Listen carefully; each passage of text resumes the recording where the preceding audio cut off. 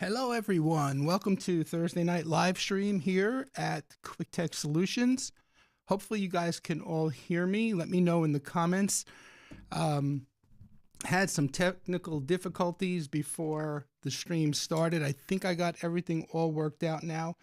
It's amazing to me how I was up in the studio literally less than 2 hours ago and left everything working, shut everything down, came up around, I'd say 7:15 or so, and started turning everything on, and just like everything went nuts.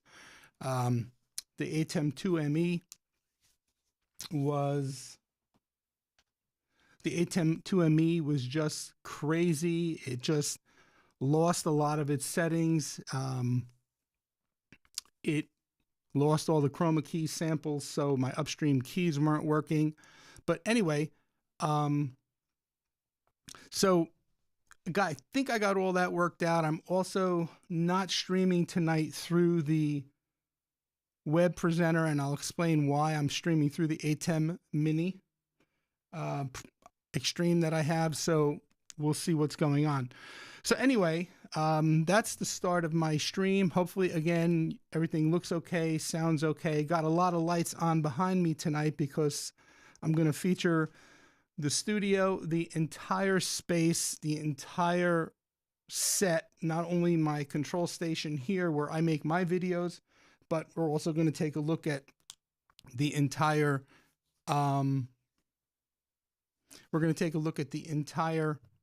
space and how I'm utilizing it. Let me see. Joe says there's a slight lip sync, and I think I know why. Hold on one second. Again, my 2ME kind of went nuts, and I see that it lost the delay settings as well. So let me just set that back. Give me 1 second. So frustrating.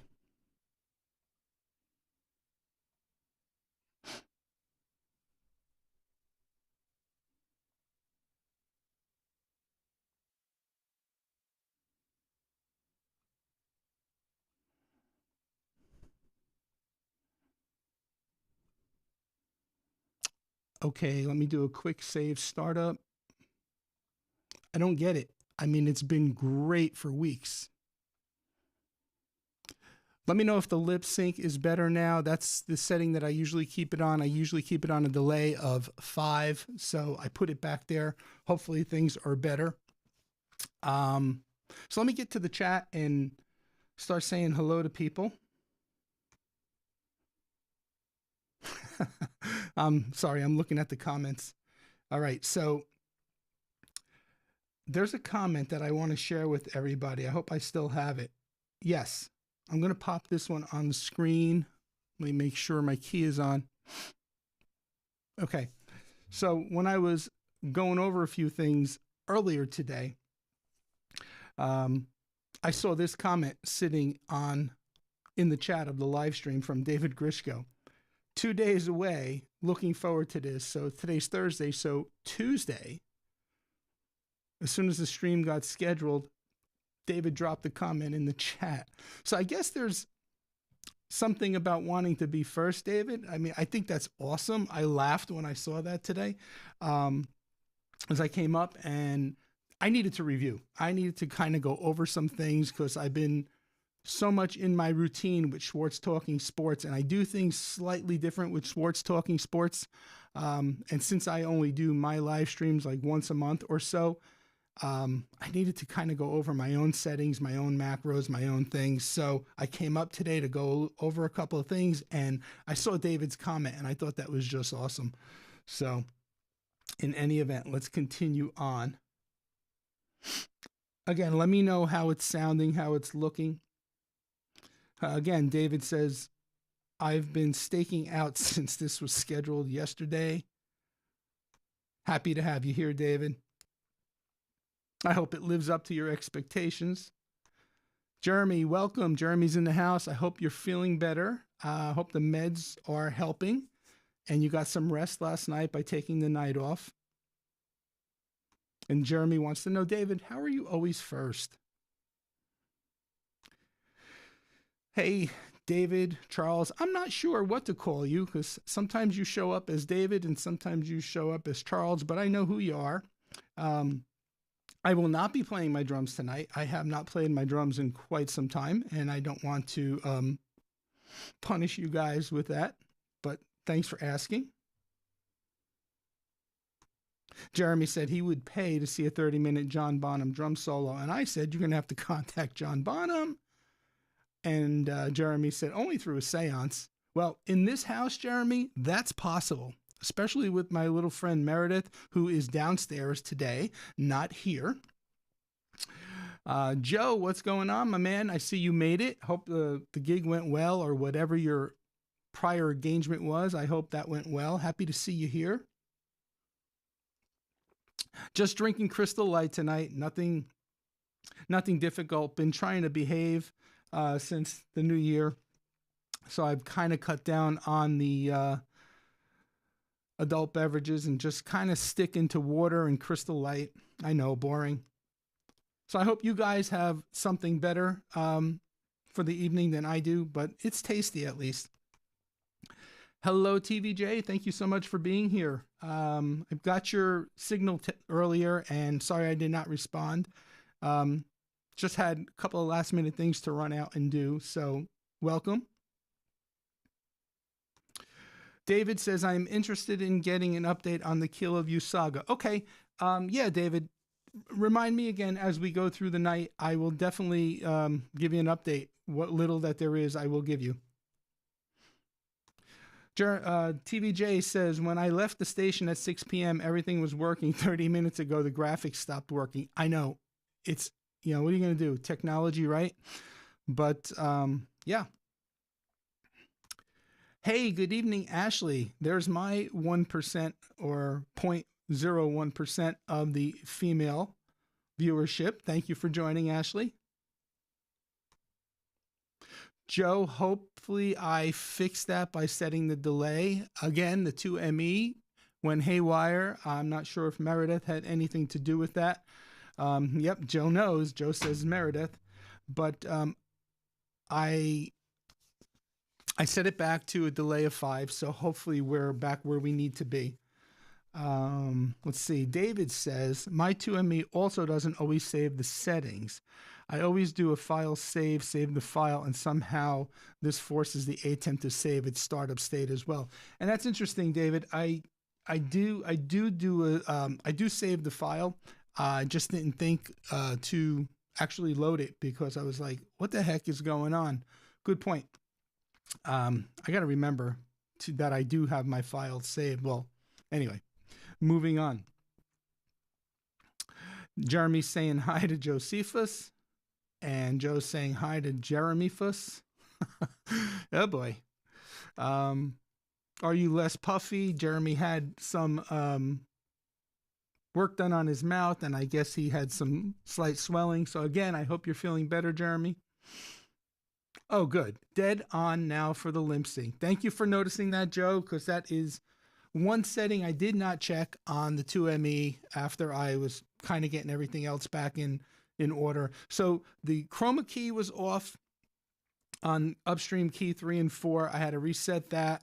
The mic or the channels for audio on and off were all crazy. So anyway, thanks for picking up on that. David said sync looks fine. Jeremy says he's doing much better. Appointment scheduled for Tuesday morning. Cool. Hello, DJ Ware. Thank you for joining. Glad you can be here. Super, super, super. David says, I think I'm on YouTube too much. Are you still considering streaming and starting a channel, David?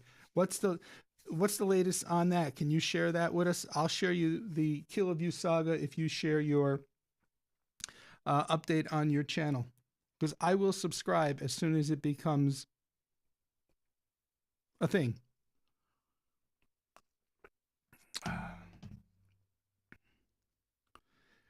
David says, I'm always looking for something to listen to while I'm at work, so the sub feed is refreshed often. So, okay, TVJ, Meredith is a stuffed bear. uh, almost like a Little House on the Prairie bear.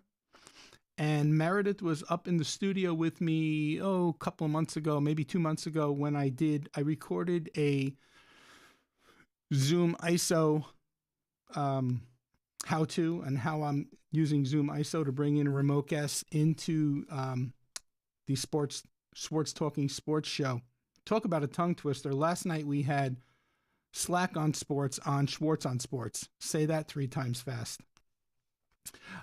So Meredith, I used as a remote Zoom participant. I had her set up back there on propped up on the director's chair with my cell phone. You could actually see it here in the actual shot.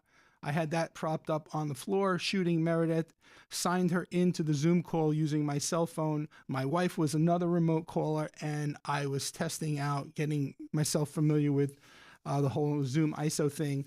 And when I said hello to my wife, obviously she said hi and waved. When I introduced Meredith, the whole camera composition just shook up and down. There was nobody else in this room, nobody else in the house. We didn't have any air conditioning compressors or anything kick on. So I'm not sure what energy or what presence happened over there in that area that made this camera on the gimbal actually move. So if you can picture here, let me bring this shot up on the screen. So if you can picture this shot, but on Meredith on the floor going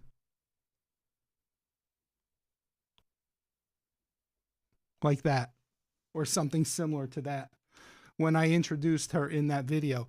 Kind of weird. I didn't know it happened when it happened until I was watching the video back as I was editing it, and I saw that and I went, whoa.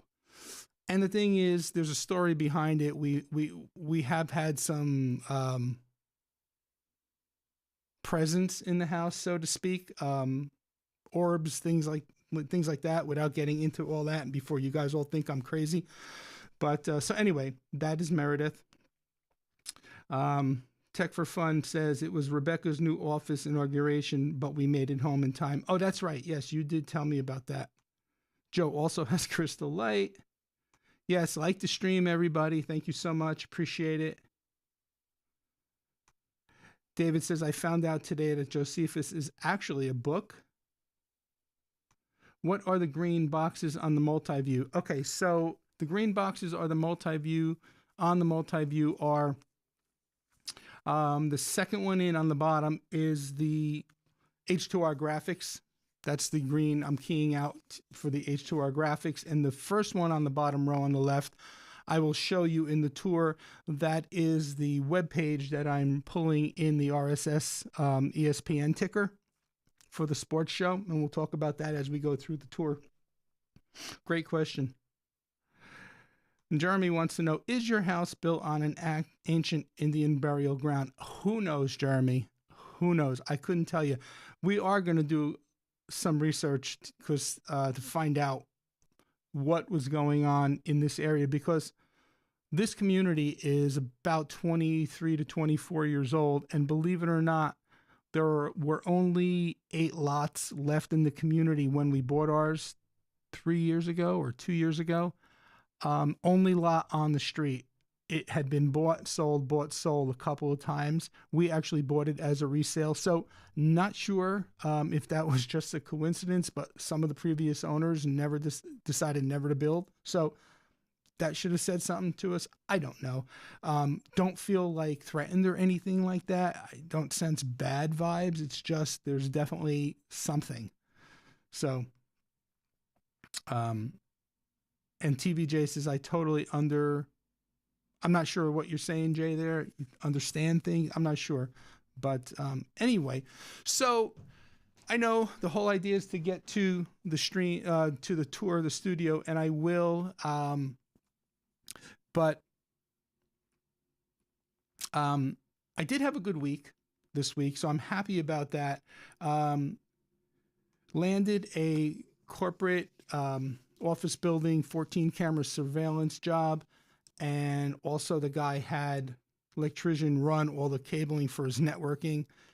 So I have to go in and terminate and test all those cables. Should be fun. It's um,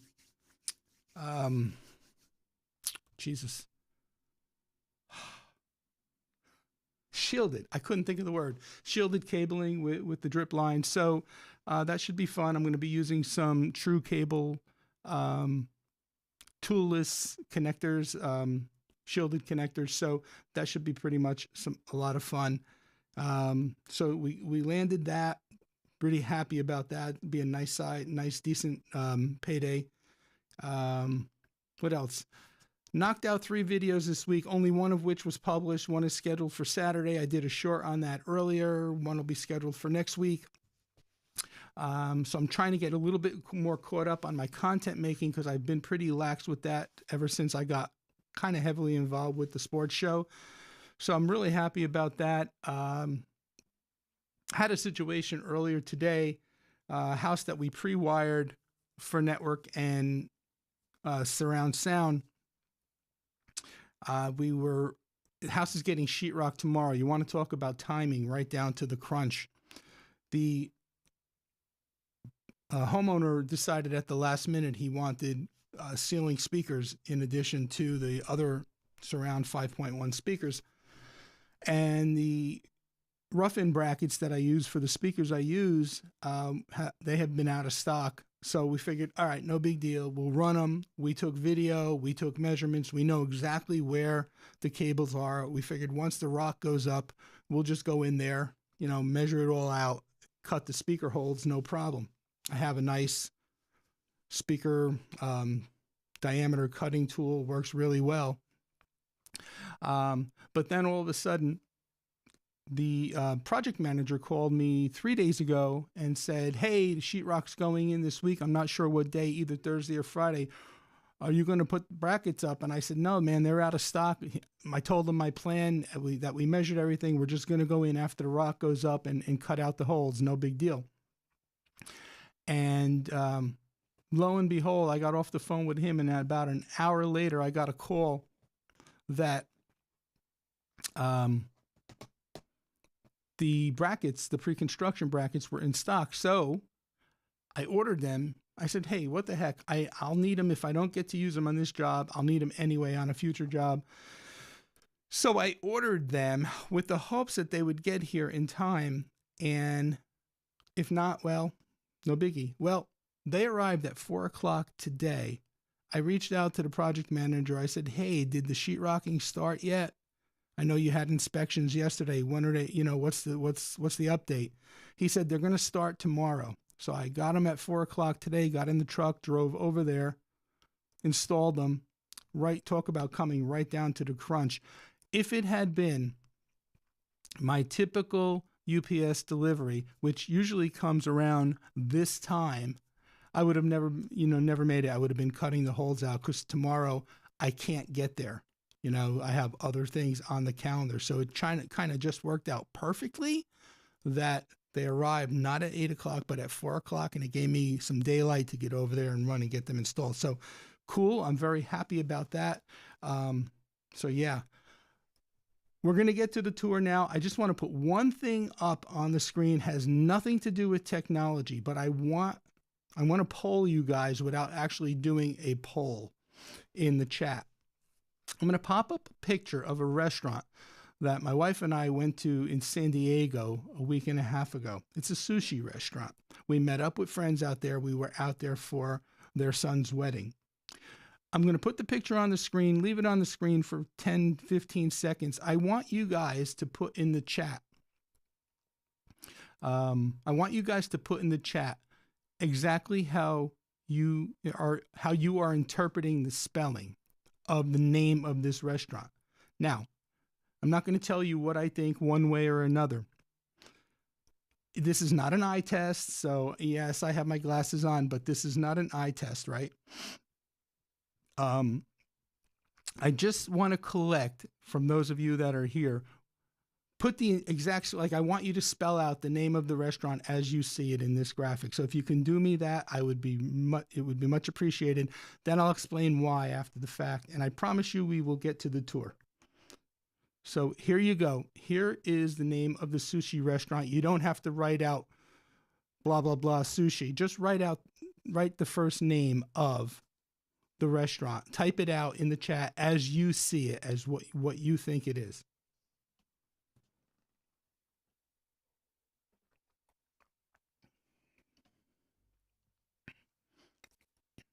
And while you're doing that, I'll just go back to the actual chat, see if anything else came in.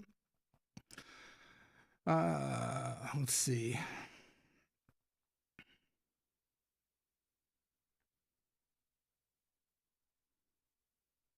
Let's see. Joe said everything was fine in my house until he stayed over. That was last May, Joe.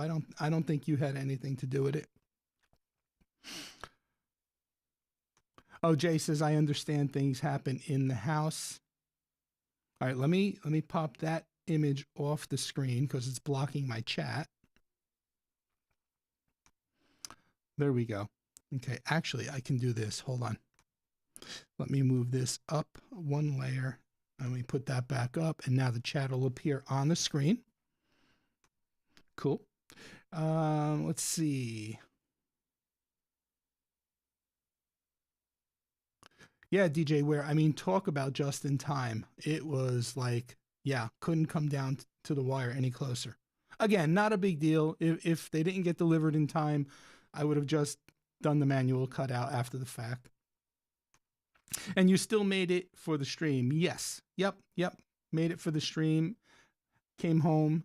My wife had pho waiting for me. So nice and spicy. It was awesome. Let me take that graphic down now. I think you guys have seen it long enough. And then we'll talk about why. But we're going to get to the actual tour. Let me just go through the chat one more time. Some people take a full day to prep for the stream. You are able to swoop in after work. Yeah. Yep.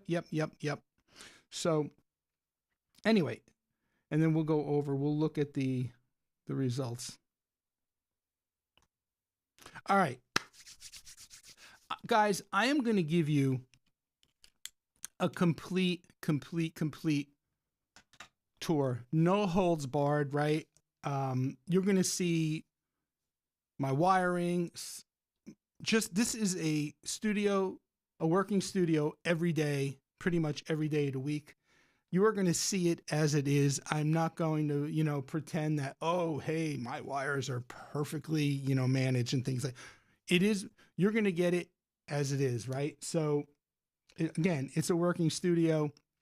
You make every attempt to keep things, as neat as possible, but honestly, you're changing this, changing that. It gets to a point where you just go, hey, you know what? It's out of the way. It's not hurting anybody. Like, yeah. So you're going to get a full no frills tour. We're going to take a look at the whole control center here. We're going to take a look at the space in front of the control center. We're going to take a look at what I'm using for soundproofing in the room, the lighting in the room, the gear.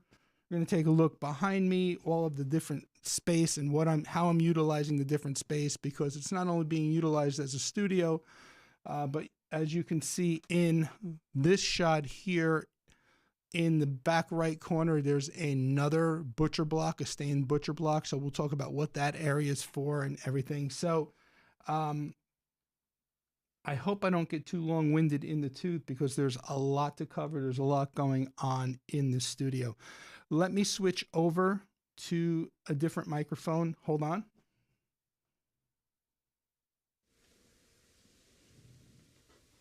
Check 1, 2. Hopefully you can hear me. Would somebody just let me know in the chat if you could hear me now? I'm on the Rode Wireless Go.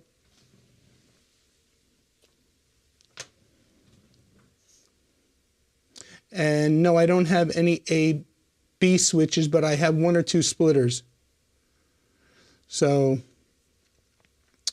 I'm actually making a butcher block desk. My sit stand frame is coming next week. Awesome. Practical IT says all good. David says we can hear you. Awesome. Let's get on with the tour.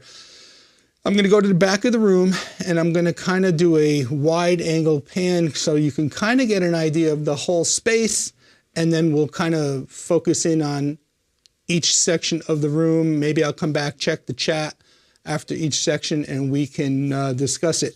Feel free to ask me any questions as to why I laid the room out the way I laid it out, why I picked the gear I picked, whatever the case may be. So let me grab the camera. Okay.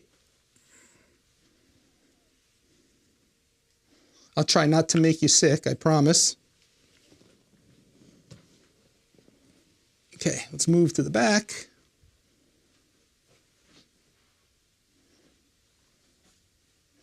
Okay, so standing here at the back of the room, that's about as wide as I can get. So I'll start with my pan over here. There's a stand-up work area. I use that work area there to conduct everyday kind of business things, emails. It gives me a break from always sitting at the control center. It gives me an opportunity to stand. So in essence, I have a sit-stand situation in this space, but not in one desk, right? So I have a standing desk here and I have the sit-down desk, which is the control station at the front of the room. So again, I said you are going to see it no frills. It's a mess, right? I mean, that's actually kind of neat. But if we take a closer look, you know, this is the work area that I use to test out gear. You can see a whole bunch of different gear here. When I'm setting up jobs, networking, I'll usually lay out the router and the switch and the access points here and configure them all. I have a Grandstream 1625 phone there. I have a Grandstream router there, another Grandstream router in the back with the antennas on it. Edge routers, Unify switches, cloud keys, the old USG. Remember that, guys? There's the old USG. I got a FieldView 7-inch monitor. Thank you, Joe Trelli. New Mac Mini M2 that I'm now no longer using. I have to repurpose that. The Noctua fans and the 3-pin to 2-pin adapters I'm going to use to actually replace the fans on the original Unify US 150 watt 16 port switch. Just a box of stuff. Let's see, in the back I have a light strip. I forget the brand, it's not Elgato. Behind there, I also have a Philips Hue bulb down on the floor. Behind that cabinet, that plastic cabinet, there's a Philips Hue hub back there. Again, my cabinets are not really organized. I know what's in them, but they're kind of just messy. But I know when I gotta look for something, exactly which drawer to look at. Here are all the boxes to some of the gear. There's an old HP desktop that I used to use as a free PBX server. Now it's just kind of been retired and sitting there. We have an LSU helmet. That's a prop for the Schwartz Talking Sports show. I have gear for, in that box, I have some Unify gear for a house that I have to finish and install on next month. There's the US 150 watt 8-port switch. Now that switch is dead. I'm not sure why I'm still holding on to it, but talk about dead switches. Here's a brand new Unify Switch 8 Lite DOA out of the box. Now, why do I still have it? That's a story for when I get back to on camera. I want you guys to ask me about that, why I still have that switch. Very, very frustrating when it comes to Ubiquiti support. Okay, got carpeting on the floor, so you can see the whole room is carpeted for sound absorption.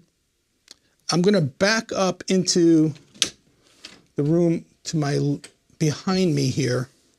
You guys have seen this room in some of my videos. This is my rack. I have the DS216+2 up top, two Bose amplifiers, Bose SoundTouch amplifiers, a Yealink T43G phone. There's another identical HP tower that I'm using as my UNMS or UISP server for all my edge routers that are out in production. I have a DS920 Plus, a DS1621 Plus, an HP all-in-one printer. In the rack, I've got the edge router 6P, the Unify 10 gig aggregation switch, patch panel, the Unify 24 Gen 2, another patch panel, Unify 24 PoE Gen 2, and then I have two Cyber Power battery backups, and right in here is the UCM, the Grandstream UCM 6302 PBX. Again, just a bunch of storage. I'm not going to go through every drawer. You got the idea what the other ones looked like. I know, believe it or not, even though they're not organized, where exactly to go when I need something. Back here, again, just a mishmash mess of stuff that I don't know what to do with. There's a Manfrotto auto pole that I have not figured out a use for. I have a curved monitor there that I'm not using. This door here leads into my attic, so I'm not going to take you in there. I do take you in there on the video that's coming out is it this week? Yes, it's coming out Saturday.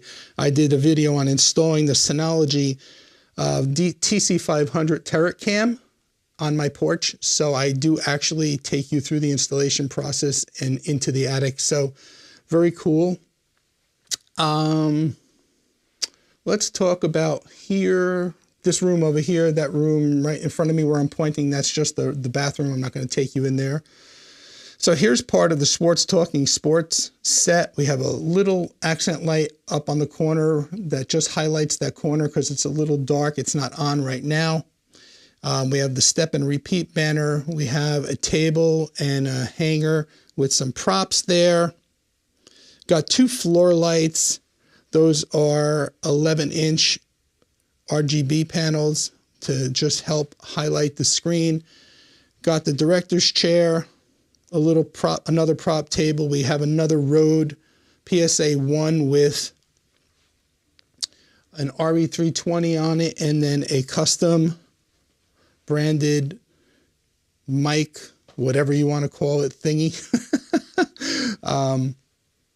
We have my first set of soft boxes that I got on Amazon for like these three. There's another one, and there's one further in the back. Those were like three at the time for like $89 with the stands.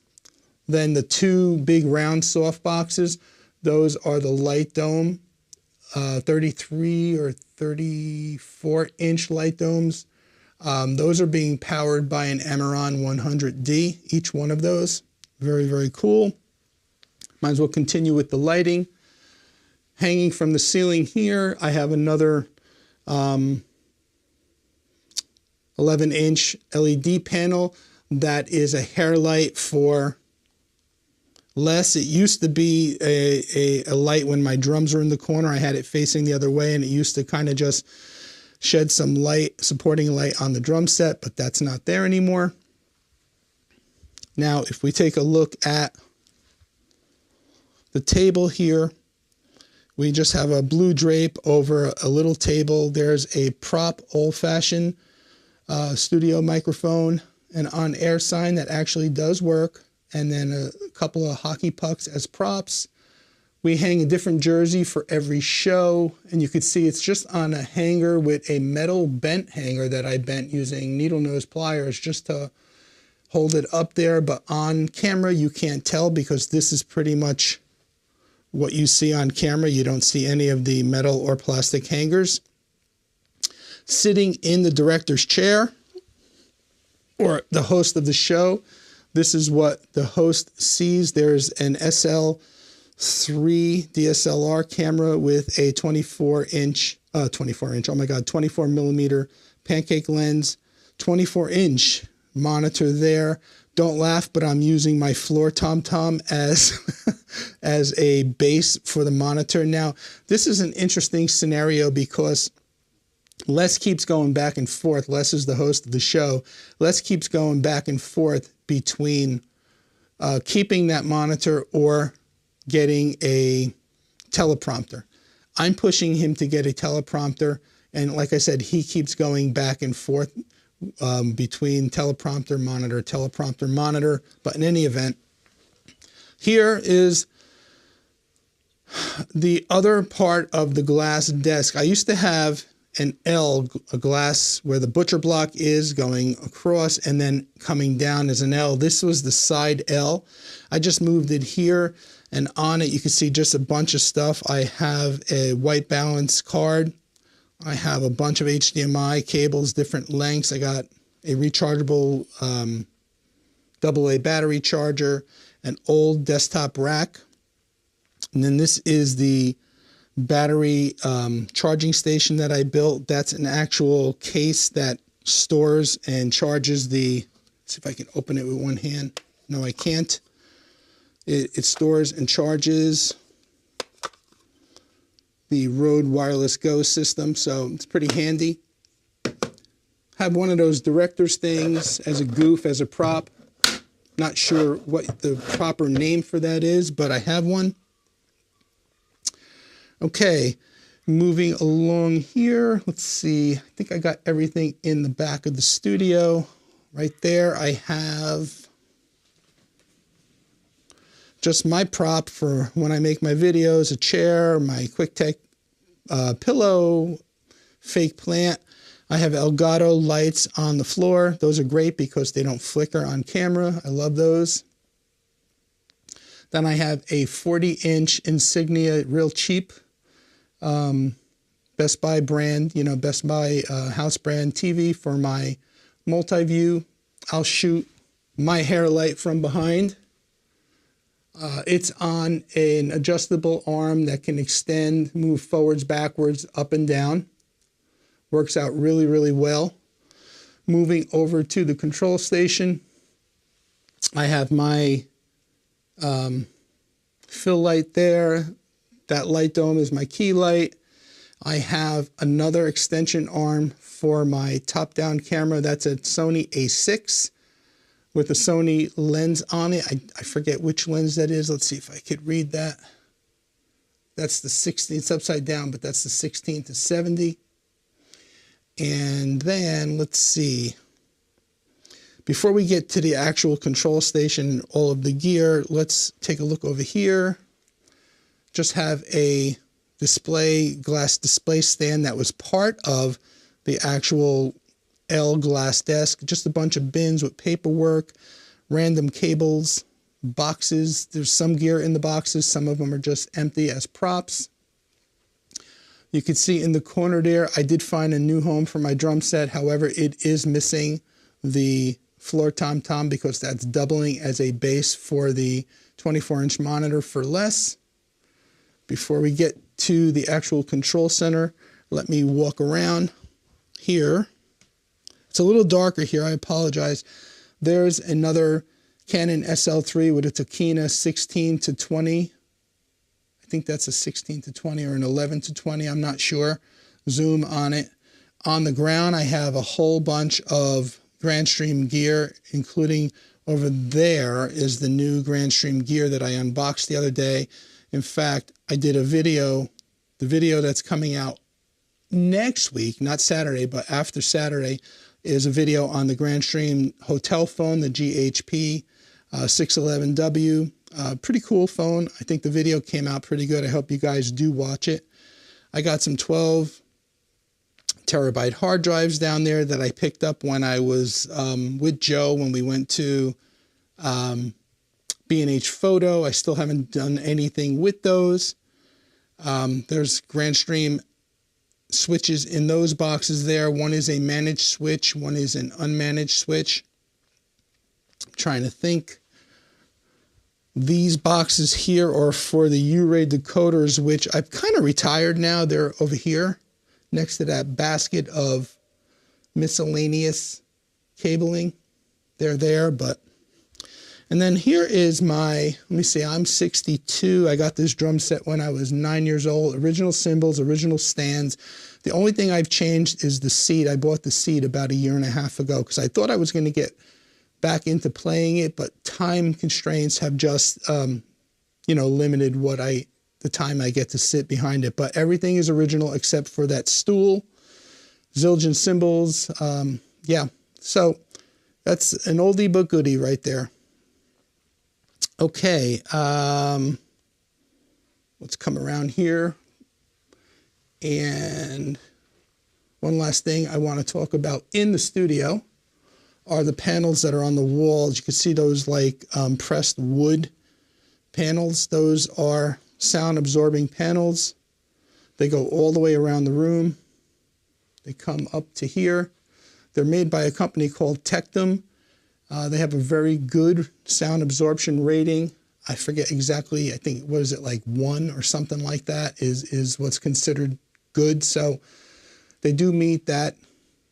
They do comply with that. And then in the front of the room, in front of the control station, I have the actual room darkening drapes. So between the carpeting, the Tectum panels, and the room darkening drapes, I think I've done an okay job with the sound absorption in the room.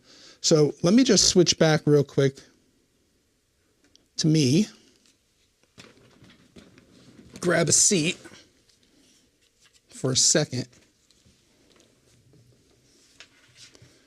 Let me plug this back in so it just doesn't die on me. Okay, so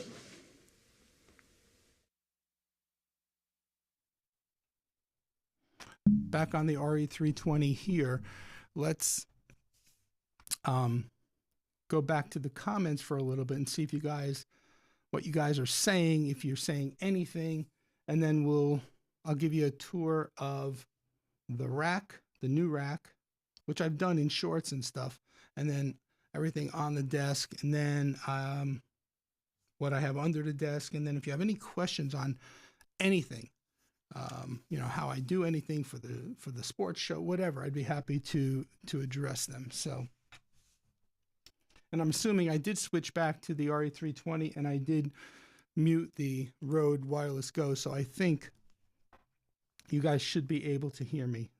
So we left off with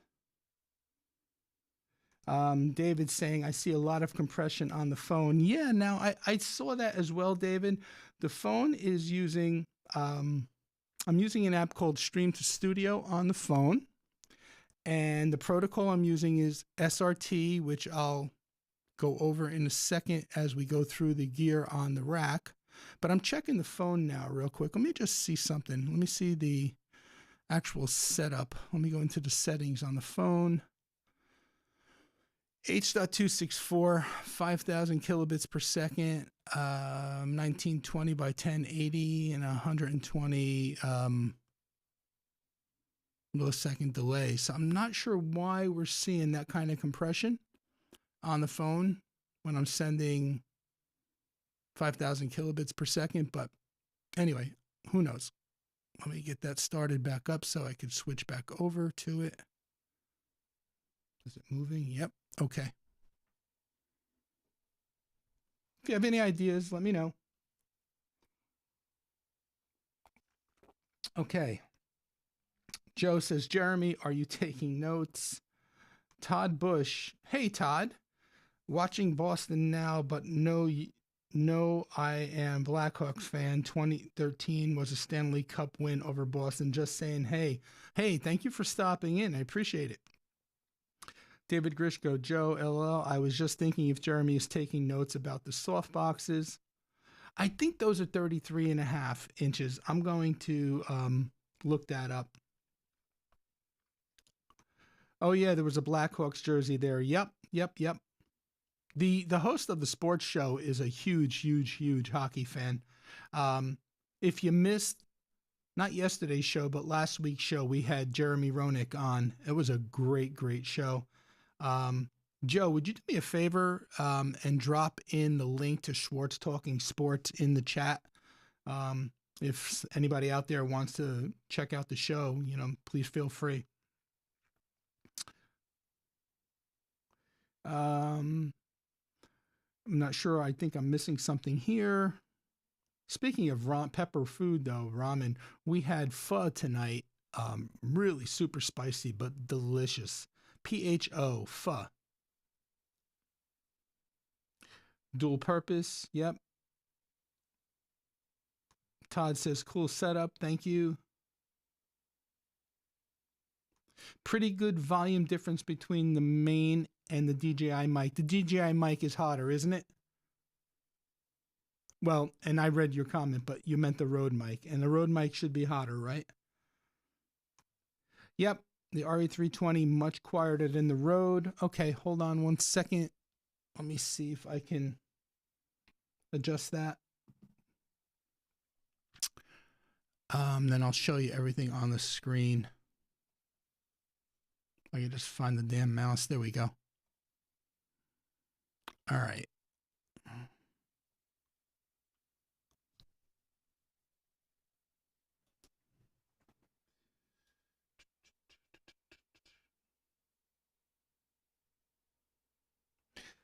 All right, check 1 2. Is that any better? I just don't want to clip. Testing 1 2. Check 1 2.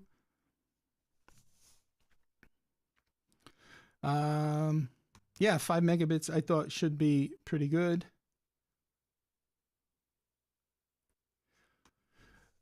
Great question, TVJ. If I had to start over, what would I do?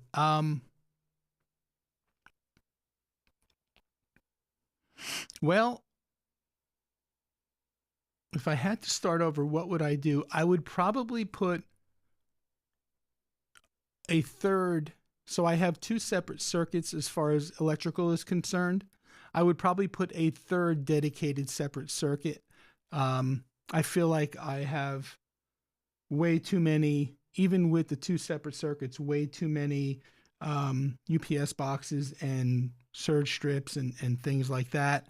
I would probably put more. I put 4 a quad box Ethernet of Ethernet ports underneath that stand-up station. I have a quad box here on the wall. I have nothing over here, which was a mistake. And then behind the Schwartz Talking Sports step and repeat banner, I have a dual Ethernet box, so with dual ports. So I probably would have put more drops throughout the room. I also would have liked to put an additional third dedicated AC circuit, and I probably would have seen if the walls are angled. So let me see if I can show you that.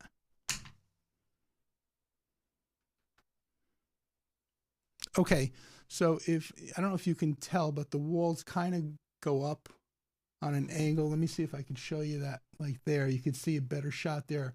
The walls on each side of the room are angled, and honestly, I would have paid extra if I had thought about it to just have them go straight up and give me regular straight walls. I could have done so much more with this space if I didn't have the angled walls. So they go up about, so the top of if you look over there at the top of the Tectum sound absorbing panels, that's about 66.5 inches, and then from there it angles. Great question. Jeremy says I wasn't taking notes, but I can go back and rewatch this.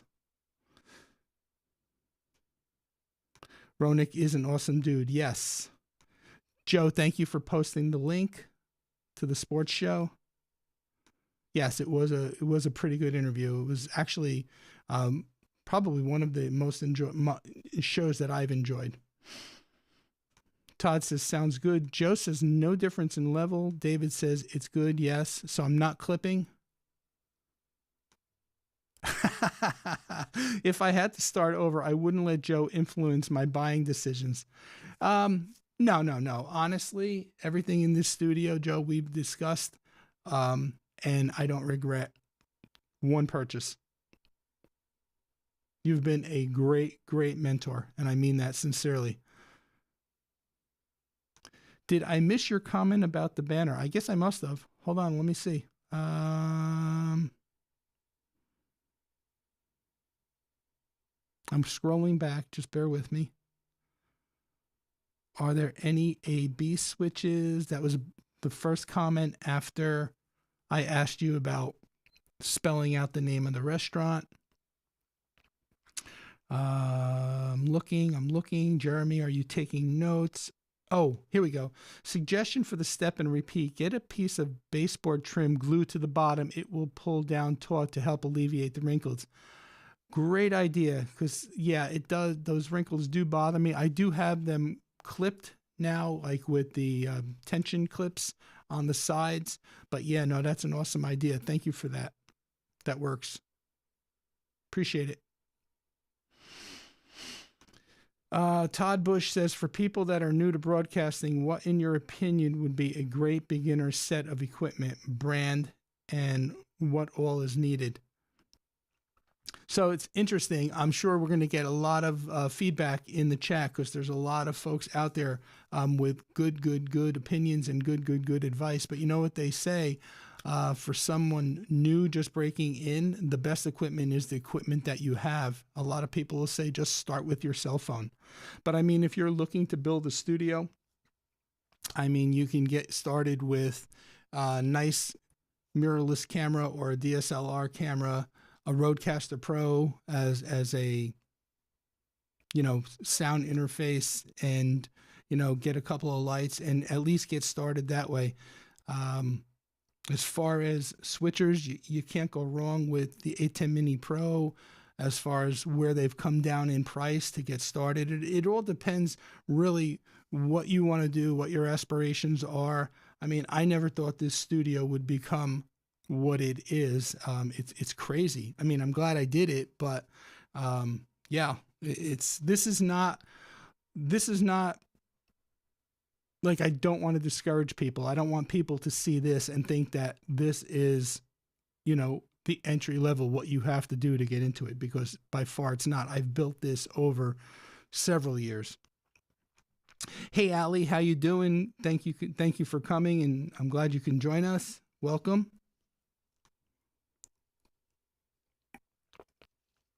Okay, I am going to switch back to the Rode Wireless Go. We have 15 viewers and 8 likes. So guys, do me a favor, smash the like button for me. It just helps out.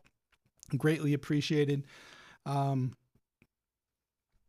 again, I agree with TVJ. It all really depends on what you're trying to achieve. What are your goals? And your goals can vary, right? Your goals can start off as one set of goals and evolve into more intricate goals as you evolve with the project. All right, let me switch back. I do want to go over what's going on here on the desk. So, and I'm going to show you the setup I usually use when I'm running the sports show. So give me a second to get set up, because I think you guys would appreciate this. All right.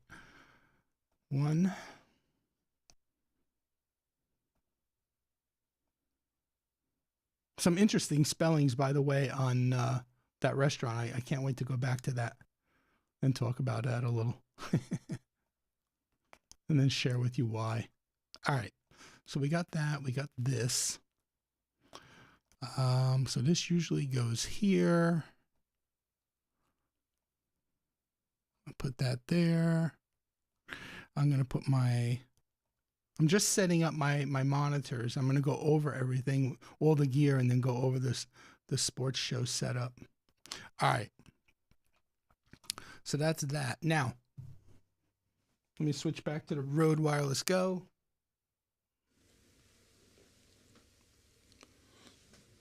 Check, 1, 2.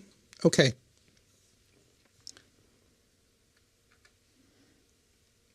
As far as gear on the desk, I'm going to start off with this laptop here. This is a 2014 MacBook Pro running H2R graphics. Coming out of it is an HDMI cable. That HDMI cable is running over to this side row of Blackmagic HDMI to SDI converters, going into this converter right here that's labeled H2R, and then that's converting to SDI and going into the 2ME in the rack. So 2014 MacBook Pro, only job during the show and the streams is to run H2R graphics, pull in the comments, pop up graphics on the screen. So that's that. Stream Deck right here. Basically, I use my Stream Deck for launching web pages, launching applications, ATEM software, FileZilla for my file transfers, companion button. 360 is the software for the mixer there, the audio mixer. I'll get into that in a minute. Different pages. There's the layout and different super source layouts that I have set up for my show. And then here's the layouts that and super sources and different cuts that I use, turning on upstream keys and downstream keys for the sports show. So that's the Stream Deck. Over here, I have just the Mac Studio, which is the main editing computer in the studio. An old iPad Air, probably about 5 years old. I'm not sure which generation it is, running Mix Effect, which is a fantastic app for controlling the Blackmagic switchers. I have my desktop Grandstream 2135 phone, and that was given to me by a viewer. Jesus, again, I forgot his name. He also sent me a knife to open up packages because I used to open up boxes with my keys. I keep in touch with him all the time too, and we chat all the time. I'm sorry, his name slips my mind. The SSL12 by Solid State Logic, my audio interface. This was one of the purchasing decisions that Joe helped me make after I got rid of the Rodecaster Pro 2, which I owned for literally about a week and a half. If you watched Keith's stream the other night, he said, talking about getting enough output out of the Rodecaster Pro 2. I just couldn't. And Joe and I actually spent a couple of hours one Saturday trying to make it work, and we just decided, it's got to go. Not saying it's not a great device. It just didn't fit my needs here in this studio. So it's a 4-input device, but it says SSL12, and that's because on the back of the unit here near the USB, there's a MIDI port, but then there's also digital. You could bring in 8 more digital channels, digital audio channels using ADAT, which I don't use. I basically use just the 2 XLR there are 4 Nutric ports on the back. I'm using 2 of them. In the front, you have 2 instrument ins right here, your headphone out 1 and 2, your monitor levels, and then I have going to my monitors and going to the equipment in the rack, but we'll get to that in a second. There I have another, my multi-view that I use at the control station. It's another FieldWorld 7-inch monitor. Thank you, Joe. I have replaced my Canon SL3, which was my main camera. It's now over there in the corner. Actually, I used that camera when I did the stream from my porch a couple of weeks ago with the Mr. Net. I replaced it with the Sony FX30, which I'm loving. That's a 15 millimeter lens on the Sony. Got new JBL desktop monitor speakers for the studio. I have the Samsung 49-inch curved TV on the bottom. I have a 32-inch Samsung curved TV up on top. And then my own microphone is another RE320 on a Rode PSA 1 mount. Pull out. I use the glass desk, the glass keyboard pull-out tray from the glass desk. I just mounted it to the bottom of the butcher block. You could see my butcher block is made, the stand was made by a friend of mine. It's very industrial. He kind of welded it all together for me. It's heavy as hell, but it's super, super sturdy, and it matches in the back. Let me take you back there 1 second. Trying not to make you dizzy. But the sit-stand desk, not the sit-stand desk, but the stand desk, I have set up with one leg here, one industrial leg here, and then along the back underneath, I just made sure I put that strip of wood into the studs, and then I just bolted the desk to it. So it's only really supported on the one corner with the industrial leg. That's actual piping, and then supported across the back and up to the front corner here by being just strapped, sitting on top of that strip of, I think it's 1x2 or 1x3, that's strapped into the studs. So pretty neat design. All right, so that's the gear at the main desk. Now, before we get to the rack, you probably saw this before, and Joe asked me, what is the green in my multi-view? So again, the second green that I'm pointing to is the H2R graphics. I key that out to get the graphics to overlay on top of the image. That green right there is this computer right here. This is an old 2012 iMac that I kind of rebuilt. I put an SSD hard drive in it. I upgraded the memory, and I just use it for this sole purpose of running that ESPN ticker that I use in the sports show. So the bottom line is, when I turn on, I'm going to come over here and turn on right here. It says this purple top one says sports ticker on, sports ticker off. This will turn on upstream key 4. This is just going to take that ESPN ticker, key out using the ATEM 2ME to key out the chroma. And when I turn it on, you should see on the screen the ESPN ticker running at the bottom of the screen. So in any event, all that computer is doing is showing you that ticker at the bottom of the video screen. All I'm doing there is I subscribe to a website called rssfeed.com. I think that's the website. I'll pull it up later.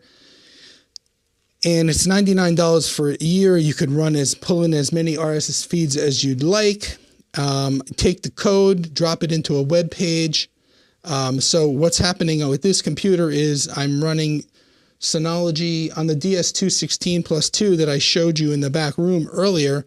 I'm running the web station, and I just built a single web page. I dropped the code into the web page. I'm just using this computer to pull that web page up so that then I can just key it out in the ATEM and bring it on screen for the sports show. That is an actual, like, I made the background of that page green so that I can key it out. So that's really all that computer's doing. And yes, it is on the floor. I don't really have any other place for it. Let's get to the rack. Okay, so I hope you guys saw the short on this, but that's an Acer 24-inch monitor that is basically just the output from that web presenter. That's the web presenter HD. I am not using that for this stream, and there's a reason for it. I am streaming with that ATEM Mini Extreme. I'm streaming to YouTube with this instead of the web presenter, and the reason is because of this guy right here attached to the side, the Rode Wireless Go receiver. I'm pumping the audio that you're hearing right now into the ATEM Extreme. I'm switching the show from the 2ME. I have the 2ME, one of the 12 outputs going into channel 1 on the ATEM. So the channel 1 on the ATEM Extreme is getting programmed, which is why it's going out to YouTube. But you have full-size TRS, quarter-inch TRS on the back of the 2ME. So in order for me to use the Rode Wireless Go with the little 3.5 mini, I plugged it directly into mic 2 on the Extreme, and that's how you're hearing this audio now. So that's why I'm streaming with the Extreme and not the web presenter, because if I was streaming with the web presenter, then I wouldn't be able to, you wouldn't hear the audio from the Rode Wireless Go. Over to the left is the original HyperDeck Mini, and I run all my clips, my intro pre-rolls, and any clips I run during the sports show. As far as highlight reels, I run off of that. This Logitech wireless mouse is basically just for this computer down here, so I can reload the ticker to make sure that it's pulling in the latest information. That's really all that mouse is doing. Then I have the DBX 2-channel EQ, 32 channel EQ. Well, not 32 channel, but 32 band. Channel 1 on top, channel 2 on the bottom. So I have the audio coming out of the SSL 12 split. I got, and it's panned in the actual software, which I'll show you later, but it's channel 1 is being panned to the left. Well, not here, but in the software. Channel 2, which is my mic, my RE320. This is the RE320 for L.L.C, backed by the director's chair. We send him to channel 1 on the EQ, and I go to channel 2, and channel 2 here, and then same thing here. This is an expander gate, channel 1, channel 2.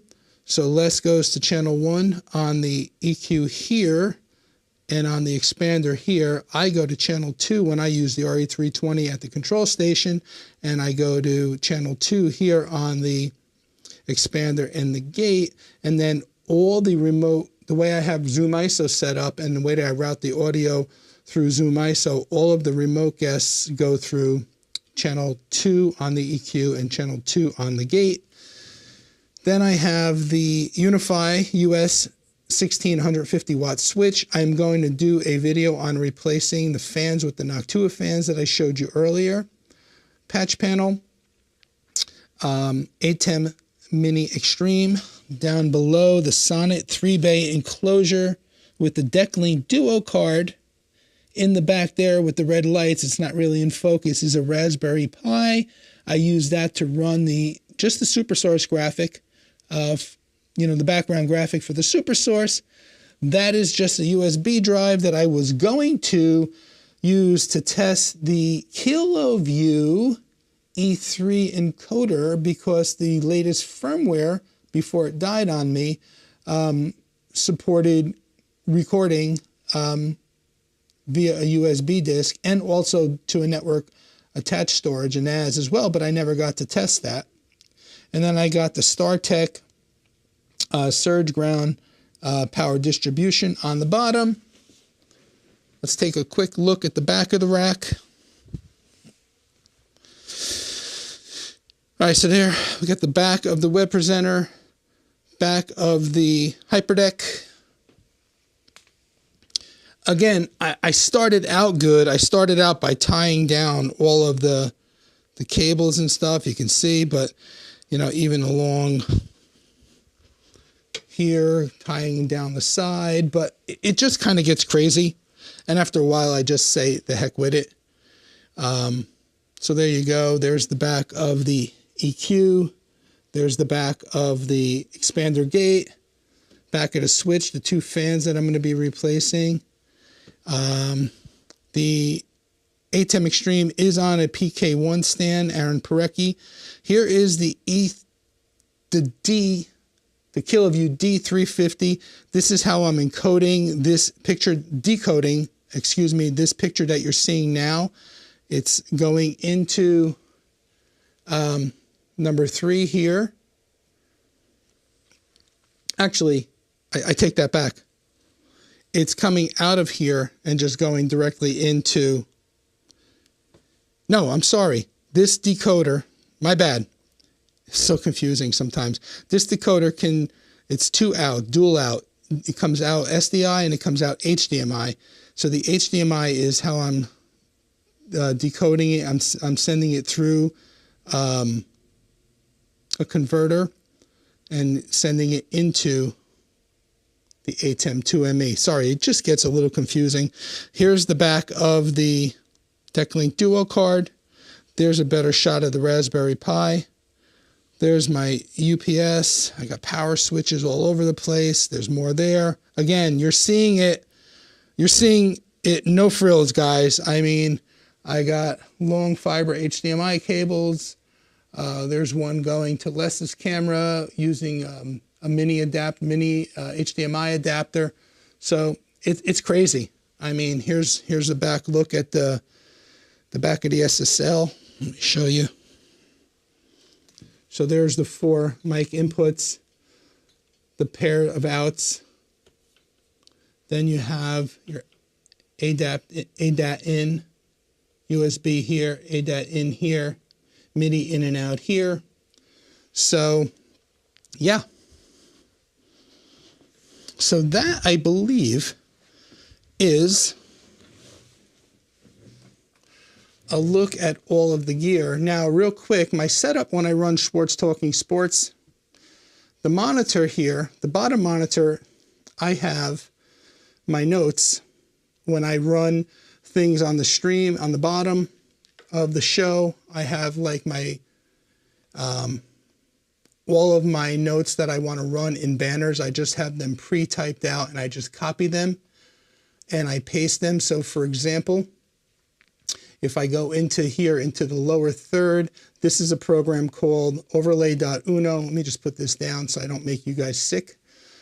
And you can see right now it says CAA Men's Basketball Championship and the website. So if I come over to here and I make sure that H2R upstream key 2, this button here is turned on, which it is if you look there at the 2ME, then really all I have to do, and then here in H2R, if I come over to rundown, I have, oh, I'm in the wrong, I can't show you this because it's, this is the H2R graphics project for my show, but in his show I have an entry here that is turned on, and then what happens is it's always on in here, and then what I do is I come here and I turn this on.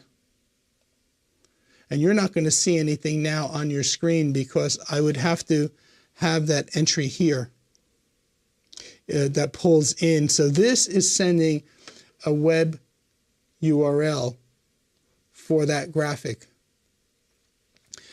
H2R Graphics is ingesting that web URL. I turn it on here and then it appears on the screen. And that's how I'm doing the overlays for the sports show.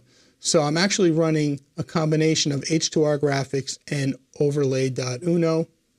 I usually have the software for the 360 here, and then I have all my guests here. So here's Les's mic, here's my mic, which Joni uses to read the comments on the chat. Let me get closer.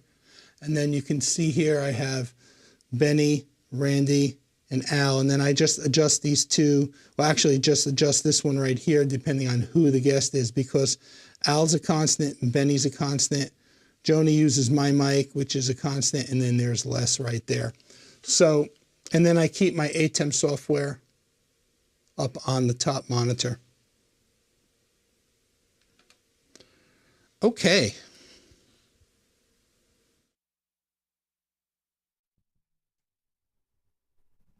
So that was long in the tooth. Hope I didn't bore you guys, but like I said, there's a lot of stuff here. Let me just move that over. All right. So what do you think of all this mess? Fun mess, but a mess. Let me go over to the comments and see what you guys are saying. And hopefully, I'm back on the RE320. Hopefully you can hear me. Okay, there's Joe's suggestion for the step and repeat. Let me just find myself where I was.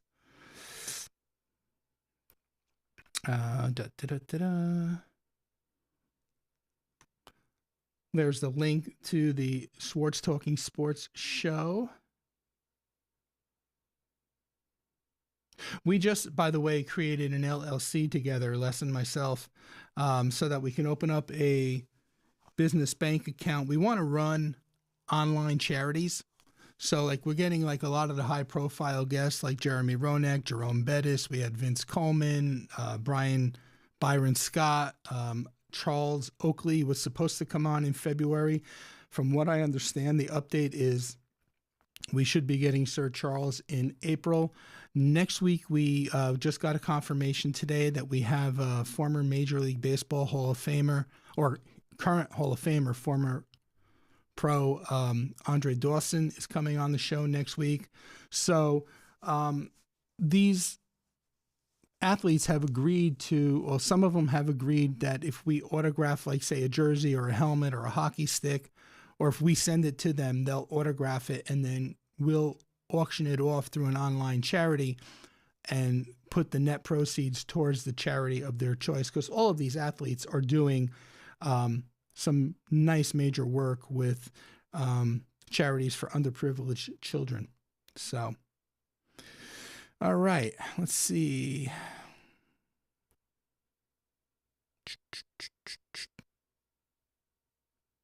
All right, I think we left off with TVJ's comment to Todd Bush about really all depends on what you are trying to accomplish. Joe says lighting and audio is more important than anything. I agree. Bad audio, people tune out. A good start would be the wireless mic Tony is wearing, the Rode Wireless Go 2, that is.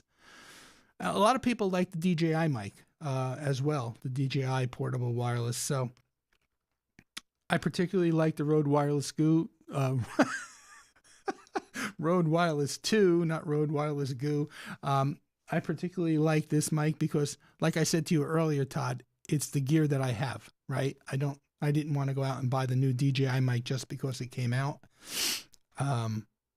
That is a lot of converters. I'm not going to put the camera back on them, David, but actually I can real easy. Hold on. I'll show you what they all are. Okay.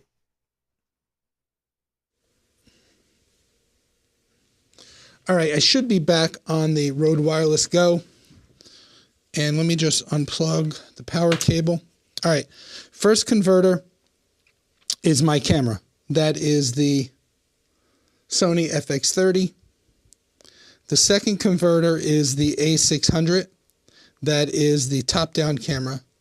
The third converter I don't have labeled because that's going to be my free-for-all converter. Right now I have the HDMI out of the D350 going into this. But this is kind of going to be like a one-size-fits-all converter. The one that's marked Studio is converting the signal from the Mac Studio. This is the camera, the SL3 that's on L.L.C. This is that 2012 iMac that's on the floor that's running the RSS ticker. Again, that's the 2014 MacBook Pro that's running the H2R graphics. And then the last one is the Pi 3 that's in the rack that's running the SuperSource that I use for the SuperSource still image. So yes, a lot of converters.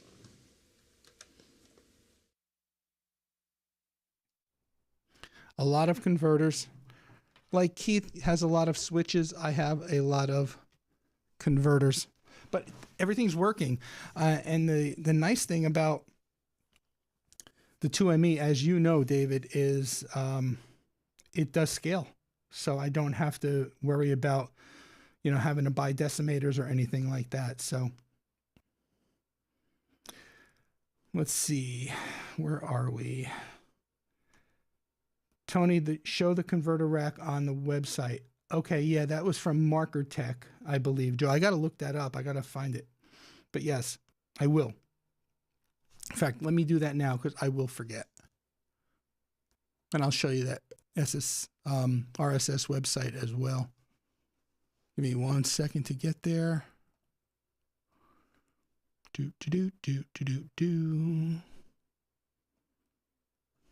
Let's see, Marker Tech.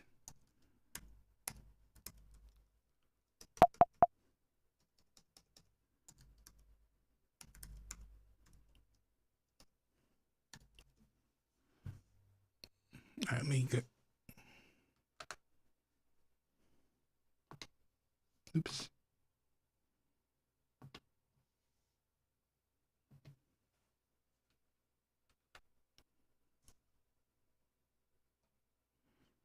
Okay. Let's try that. Let's get the graphic off the screen. All right, so it's markertech.com. Let me drop the main link in the website. I think I did this one time as on another stream, but it's markertech.com.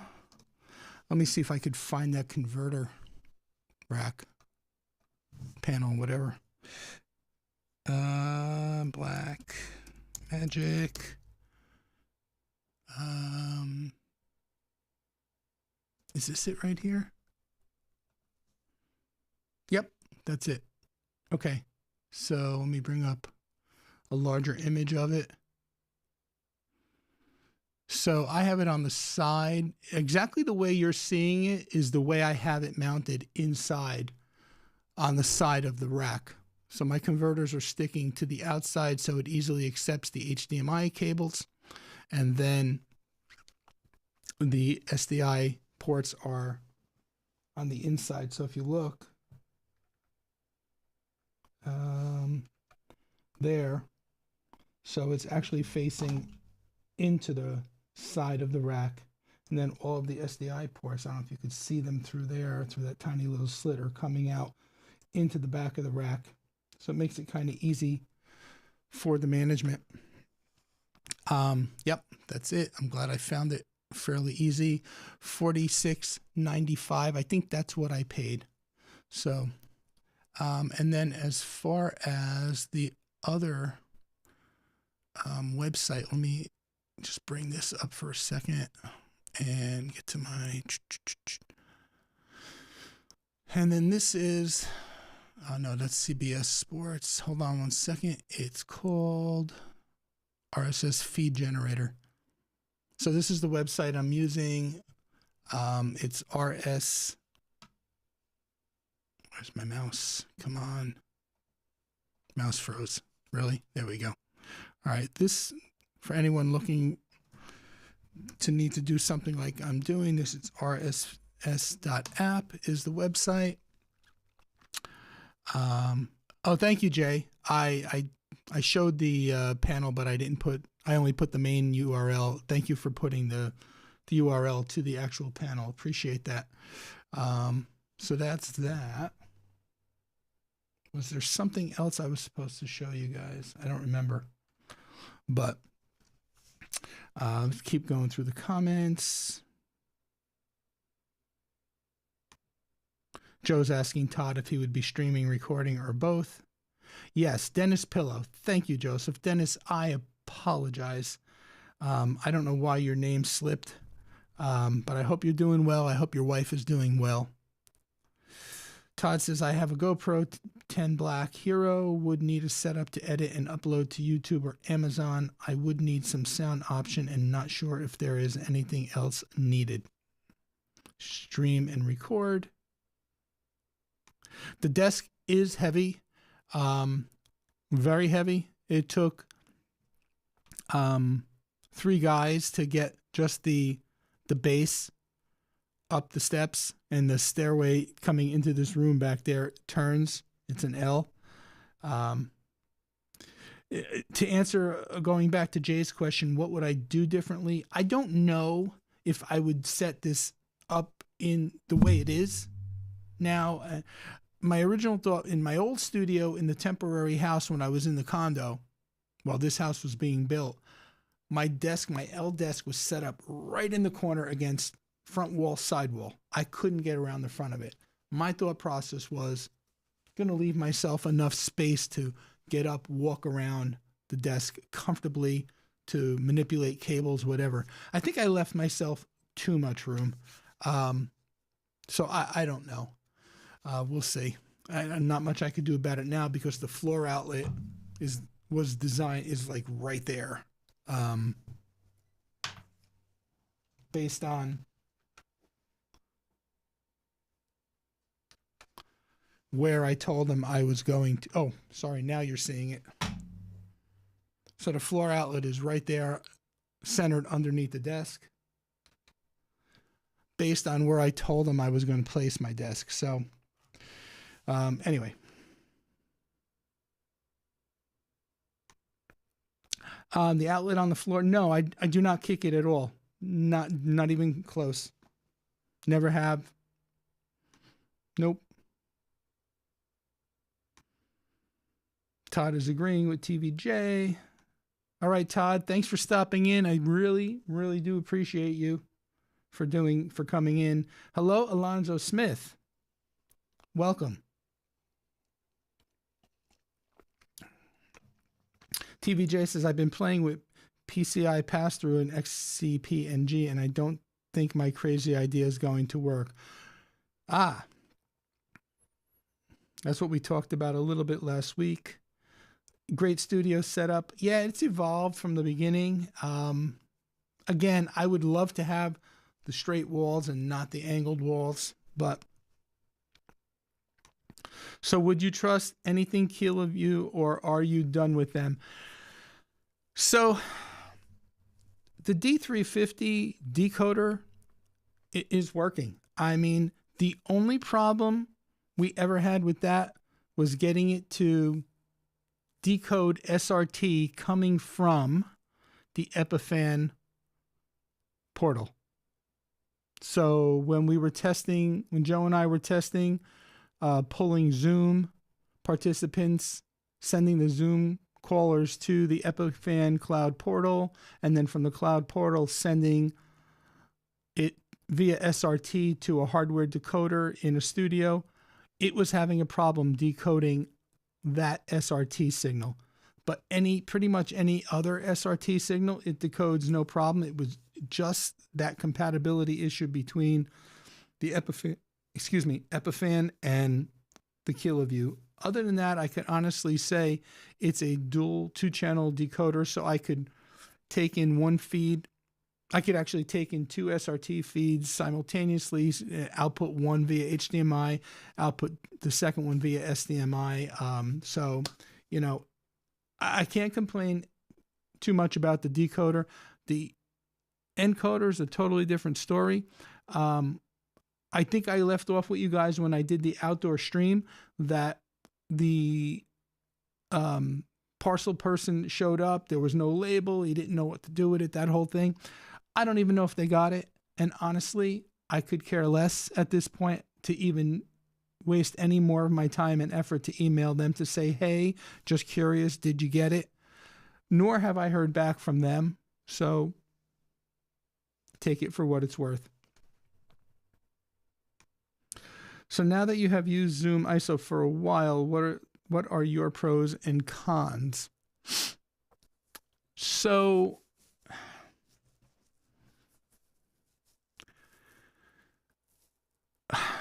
I can't really blame Zoom ISO for the con that I'm going to mention. Pros are fantastic. I think it's awesome. I'm glad you turned me onto it and talked me into going that route.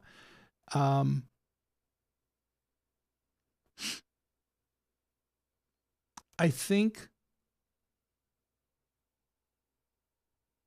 it would be nice if they included the Blackmagic desktop video software on the lesser plan, on the light plan, and that the plans change right at that point where it jumps from the $29 a month plan to the $45 a month plan, right at where it adds the desktop video and use of the Blackmagic card. It would be nice if you own the enclosure, you paid $495 or whatever, $600 now for the Decklink Duo card, that you should at least be able to use it if you own it without paying that premium. So I think that would be one con. The other con is not so much a Zoom ISO thing as much as it is a Zoom thing. I'm only, my Zoom license only is 720p. I would love to have 1080.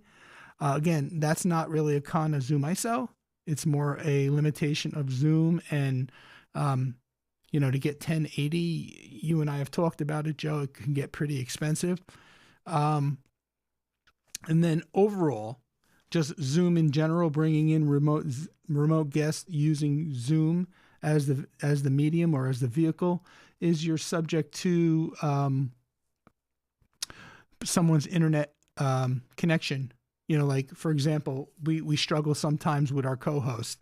Um, it is what it is, and then I'm not thrilled with the audio either. I wish the audio coming in was a little cleaner, but it is what it is, and people accept it for being Zoom, and it's socially accepted. So overall, I love it. It's made my job here as a producer in the studio so much easier than pinning each of the remote guests to individual laptops. I mentioned that Mac Mini M2 sitting on the desk right now that needs to be repurposed. I bought that specifically before I started using Zoom ISO so I could pin a third guest. So I had 3 computers going where I had pinned guests. That was a real pain because, if one guest leaves or accidentally knocks himself off, it could screw up the whole show. And plus, I was having an issue with the Zoom taskbar showing up in the participant's video that I couldn't get rid of, no matter how much I tried. So with Zoom ISO, it's much more streamlined. It's much cleaner. It's much easier to manage. Again, really the only con I would say is the pricing. And it's, if you're using it on a professional level where you're out charging money for gigs, it's really not a lot of money. But when you're using it, when you're somebody like in my situation in a home studio where we're really not making any money right now with the show, to be putting out $45 a month is just another expense that we have to deal with. But overall, I love it. I absolutely love it. I would say on a scale of 1 to 10, I would give it a 9. I just wish it was a little cheaper for the non-professional user, like the home studio person. And I wish the audio, but that's a Zoom thing, and the video resolution, again, another Zoom issue, not so much Zoom ISO, would be a little cleaner. I hope that answers your question.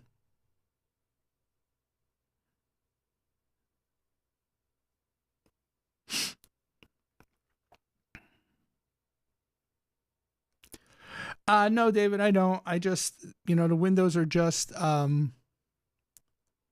just application windows open, and I size them appropriately.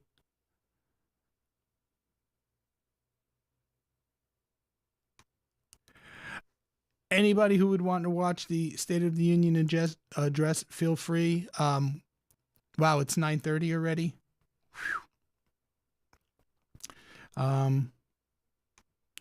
No, I don't think so, Joe. Oh, too funny. Practical IT says, if you get sick of the mess, I can PM you my address and you can ship it to Michigan. LOL. I love it, Jeremy. Yeah. Will you pay the shipping fees? I'm surprised no one asked me why I keep all the boxes to all my gear. But sometimes I sell off gear, and it's nice to just have the original packaging. If I didn't have all those boxes under that table and all the boxes on the display rack here, it would be like so much more spacious. But TVJ says, I started making some changes to my setup. I just got rid of my old OBS computer because it died. Time to do more upgrades. Let's go. I agree with David.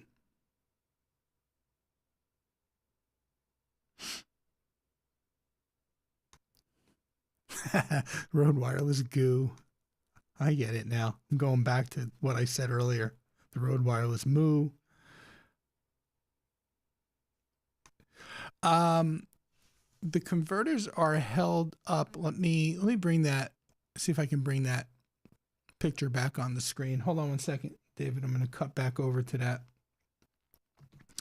and get the comment off the screen.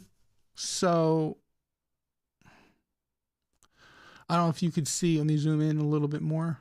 Oh, there you go. I don't know if you could see it here, but around the converters are threaded, and there's like a lock nut or a nut that goes around it and threads it on and tightens each one onto the actual patch bar itself.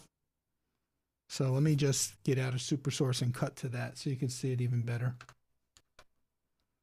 So I hope that answers your question. All right. I heard the Mac dings. Marker Tech, that's a nice panel. Yep.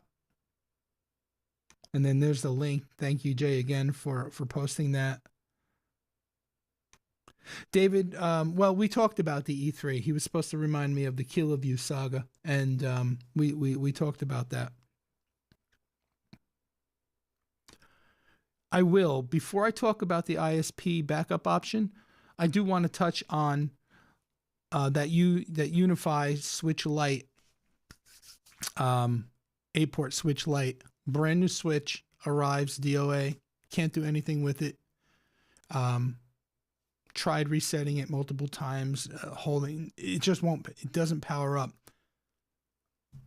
Same day I got it, and I unpacked because I bought the next gen gateway, and I wanted to do a Unify video, like a Unify home network video with all of the newer Ubiquiti gear. So I bought that switch. DOA on arrival. I write to, I go on Ubiquiti's website. I go to the support site. You got to open a ticket. You got 14 days to return it. That's their return policy. Yet there is a restocking fee. I forget if it's 10 or 15%. And I submit. They acknowledge immediately. So I guess it was an auto reply that they received my ticket. 2 days later, I finally get a response. Now I'm 2 days into the 14 days. Keep in mind. And I write a detail, like I took it out of their box. It's DOA. It's not powering up. There's no light, nothing. I mean, I couldn't get more explicit and detailed. They respond, and their response it's totally irrelevant and has nothing to do with my initial ticket, what I opened the ticket with. Their response was something very general, like, "Oh, hi, sorry you're experiencing problems. Can you please tell us in detail what the issue seems to be?" Now I'm scratching my head saying, I did that. So I wrote back and I said, okay, I'm not sure if something got messed up in the original submission, but I thought I detailed it pretty explicitly that the switch is DOA, it's not powering up. No response, nothing. Did no one read my email? Is what the original ticket. 2-3 days go by. Now I'm day 5 into the 14-day return process. Do you see where this is going? Based on the fact that I still have a dead switch back on my other butcher block table. I get another response again, totally. I mean, it was written by somebody. It wasn't computer generated, but again, irrelevant to the first and my second submissions. Like you're not even reading my ticket submissions. And that went on and went on and went on and went on until the warranty period ran out. And I think they do that purposely. Even though they say you have 14 days to return it and they will charge you a restocking fee. There you go. So I'm not very happy. Although I will say in 6 years, or say 2016 to now, in 8 years that I've been using Ubiquiti products, that's the first time I've had an experience like that. They've been pretty rock solid. I will, on the flip side, on the positive side. But that was a horrible experience. Okay. The new backup ISP. So you guys know the deal with T-Mobile. We've been through that. I sent that T-Mobile 5G home internet back. And I was looking into coax, Spectrum coax cable. And I just about almost pulled the trigger a week ago. I decided to hold off. Now, about 2 months ago, a neighbor of mine 2 blocks over has AT&T fiber. So I called because I have fiber coming in as my main ISP, a gig up symmetrical, gig up and down symmetrical. And I said, hey, you're 2 blocks. I called AT&T to have a backup fiber, a second fiber ISP. And no, we're not in your, but I said, but you're 2 blocks over. Yeah, but we're not at your service address. Bummer. Okay, well, thank you very much. So I started to look into Spectrum Coax. I figured as a backup, it's fine, da-da-da-da-da. And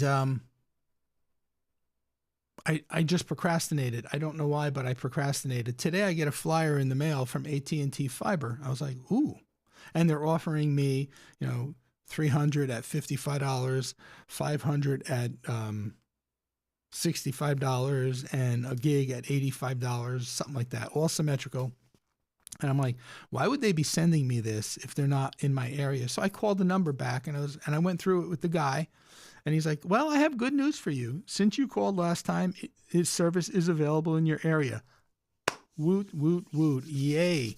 I asked him 2 questions. I said, well, actually, he said to me, we will supply you the modem. And I said, well, is it a modem or is it a modem router combo? And he said, well, no, it's a modem router combo, Wi-Fi, all that. I said, okay. And he said, you have to use it. In other words, that's with AT&T, we insist upon you having to use our device. I said, okay, well, that's not a problem. I said, can the device be put into bridge mode or pass through the public IP to my router so that my router is getting the public IP? He didn't understand the question. He asked me to repeat it again so he can write it down. And I said, listen, I understand you're with sales. No disrespect. I said, your job is to sell the product. Can you put me through to like somebody from technical support or tech so that I can ask the questions I need to ask? I'm in IT myself. These are things I want to know. He says, well, that's why I asked you to repeat it so I could write it down. So, okay, no problem. I said, oh, and then because I'm going to ping tech now. I said, okay, cool. I said, I have a second question. I said, are you issuing CGNAT addresses? And he goes, what? And I said, CGNAT, carrier grade NAT address translation. I said, a lot of the ISPs are doing that now because of the shortage of IPv4. He didn't know what I was talking about. So I said, do me a favor. I got to go to work. That's when the brackets, the pre-construction brackets showed up, right? So I was like, all right, I only got so much daylight and I got to get this done before tomorrow, before the sheetrockers start. So I said to the guy, can you do me a favor? You have my number. When you get the answers to my questions from tech support, would you please give me a call back? So that's where we stand now. Now, Joe, you and I were talking earlier about this, and you said, well, most providers allow you to use, in most providers' boxes, you can do bridge mode. Here's what I learned with AT&T, unless things have changed. About 3 years ago, I tried putting a mesh system in my daughter's townhouse because she's 2 levels, and she was having problem with the AT&T box on the first floor. I was on the phone with AT&T support for about an hour. Finally convinced them to put their router in, their modem router into bridge mode, but I still had to keep their device. And here's the problem. It took forever to get them to do it. And then he said to me at the very end, once we got it all working, he says, when we run our updates, our firmware updates, it's going to revert everything back to the way it was. So you're going to lose everything we just did. And I was like, are you kidding me? So, that's when you said to me, most companies will, allow you to do bridge mode. That's when I said, remind me later in the stream to talk about it. That's the point that I actually wanted to make. So if I'm going to have to lose it every time they do a firmware upgrade and it reverts back to, non-bridge mode, I don't want to be bothered.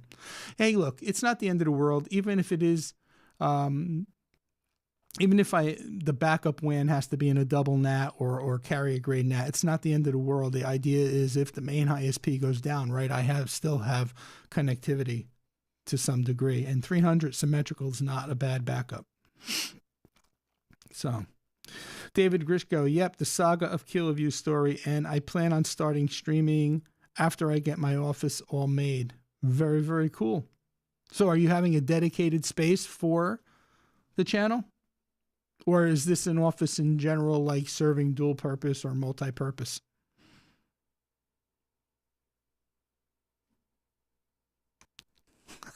Yes, I talk with my hands. Ah, that's right. The AWS feed, though, was HLS, not SRT. But yes, we did. We had issues with the HLS feed coming from AWS.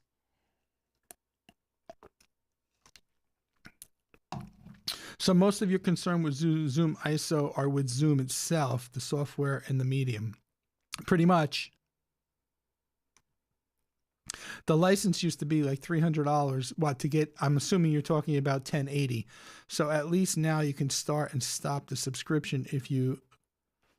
Oh, are you talking about the Zoom ISO license for V1 version 1? I think that's what you're referring to. I read into it too quickly.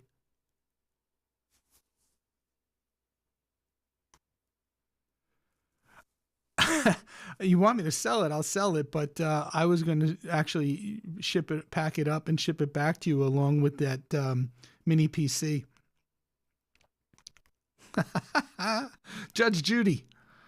Oh my gosh, you guys, they are dragging their feet to not fix the issue. Exactly. And it ends up now I'm stuck with a router that doesn't work. Not a router, a switch that doesn't work. Don't buy from them directly. Eat the loss of the 1-year warranty, their support. Yep. Practical IT, did you try a different power supply? If you remember, that was the problem with the Edge router I had you look at. Yeah, no, I didn't try it, Jeremy, only because I don't have another one of those boxes. Now, I'd have to take a look at the specs on the power supply and see if I have an alternate means of powering it, but I honestly don't know if that's the issue. You're right, though. It was the Edge router. It was the power supply with the Edge router that I looked at for you. Hey, David. No worries here. I'm glad you found out what we were doing here and joined in. Welcome. David says some ISPs do this on purpose to have a recurring rental fee. Yep. And they charge you for the Wi-Fi even if you tell them to disable it. I got antibiotics yesterday, Jeremy's saying, and was able to reach a new dentist today and set up an appointment for Tuesday. Excellent. Yeah, okay, $300 for Zoom ISO V1. Sell the board and split it with me. I won't split it with you. It's your money. If I sell it, you get the money. So, all right. I do want to go back and look at, I'm going to pop, because I know people pop in and out of the stream. I want to go back real quick one more time and put up this graphic. For those of you who have just joined, this is a restaurant that I went to in San Diego with friends of ours last week when I was out there. Please physically type the spelling of the restaurant in the chat for me. You don't have to put the word sushi, but put the first word, spell it out as you interpret it. And then I'll explain why. In the meantime, I'm going to go back to the chat earlier and see what the consensus was. All right, so we got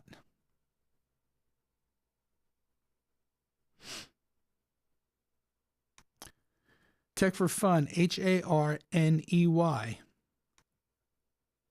Practical IT, Habney. DJ Ware, Harney. Ashley, Harney. David, Harney. All right, so that's interesting. I'm going to go back to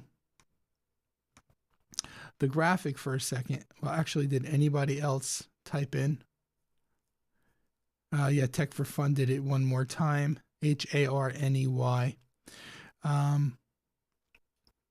All right, let me pop that graphic up on the screen. You guys are gonna laugh your asses off at me now, but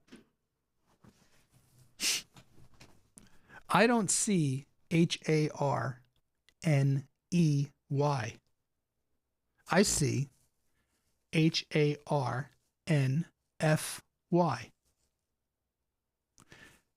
Tell me, based on the style of that font,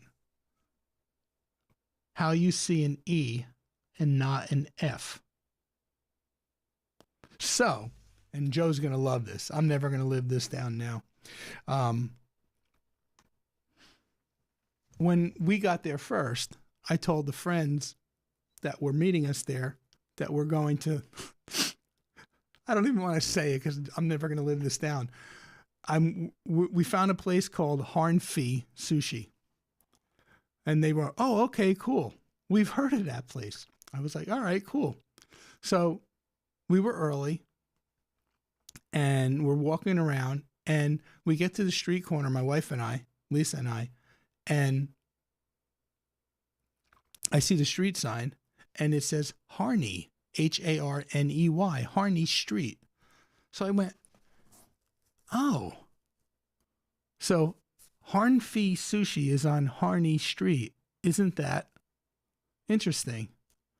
And Lisa says to me, you idiot, it's not Harnfi Sushi, it's Harney Sushi. And I said, no. I said, look. So I said, I'm going to take a picture, and the next time I stream, I'm going to put it out to everybody on the stream and see what the consensus is. Well, I have to concede to Lisa and tell her that everybody sided with her because you guys all see that what I see as an F as an E. HARNE. I see F, but you see E. So for me, it's Harnfi. So anyway, that's my funny story and reason for putting that up. So, all right. Jeremy says, AT&T support, I had nothing but issues with them when my dad had them. I would only use them as a last resort. Well, I'm only going to use them as a backup. I even told the guy that on the phone. I would prefer to have the fiber backup over the coax backup. Now, if the coax was my only option, well then obviously coax backup to me is better than no backup at all, but I would prefer to have, I was like thrilled. So I got like 3 videos done this week. I was like, woohoo! I landed that corporate surveillance job. The brackets came in at the very last minute for the ceiling speakers. I was like, wow, cool. And now I get a mailing today that there's a second fiber ISP available in my area. I could do a fiber backup. Yes. So good week. Joe says, I can see the confusion, but I didn't even think F. Jeremy says, if you turned the E around backwards, it would be an F in that font. If you turn the E, but see, the problem is, Jeremy, I don't even see the E. I see it as an F. I'm going to go back to it again because I don't know. I mean, I know I need glasses, but like, okay.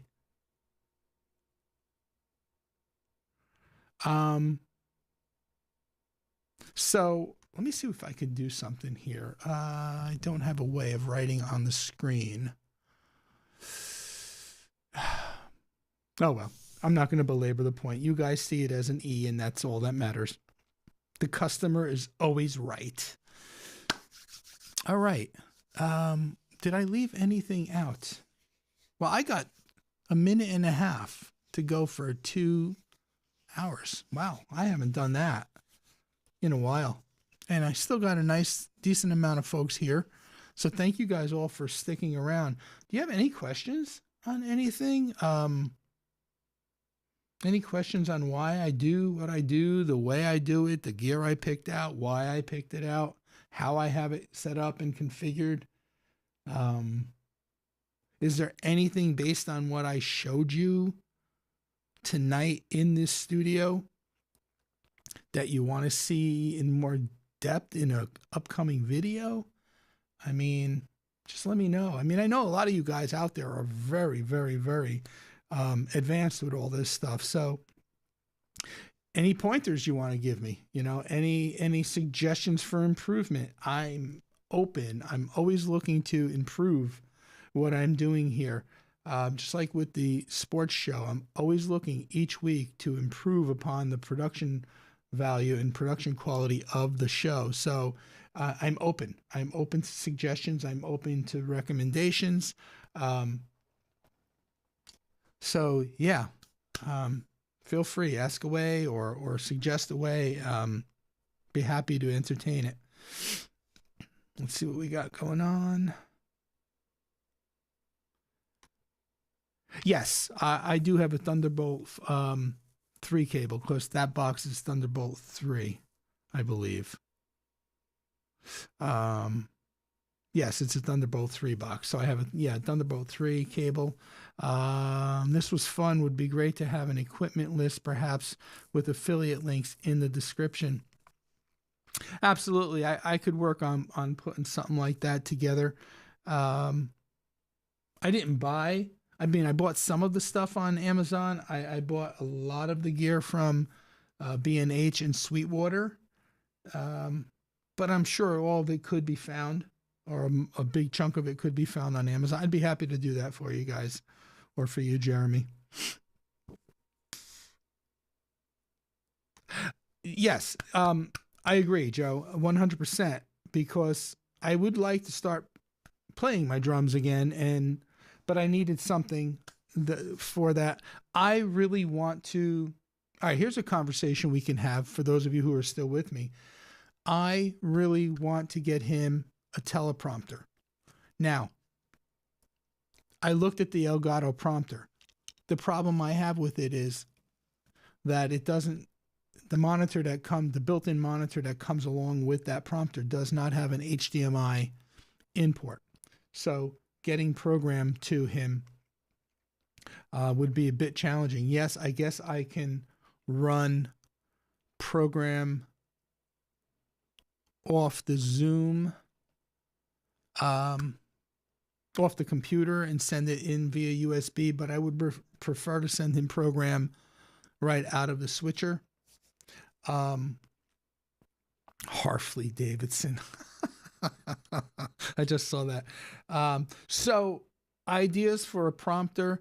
At first I thought the Elgato prompter would be too small for him to see, but the distance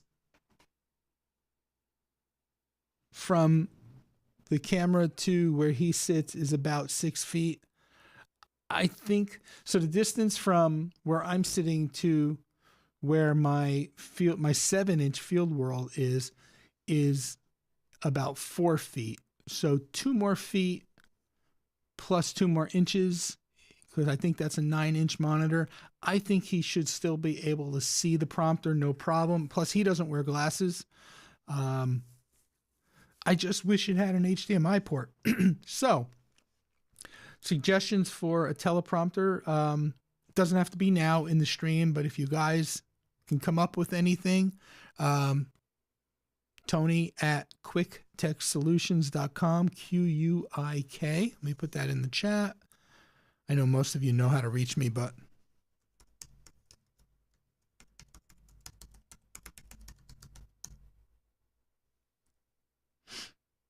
what the hell happened? Meredith?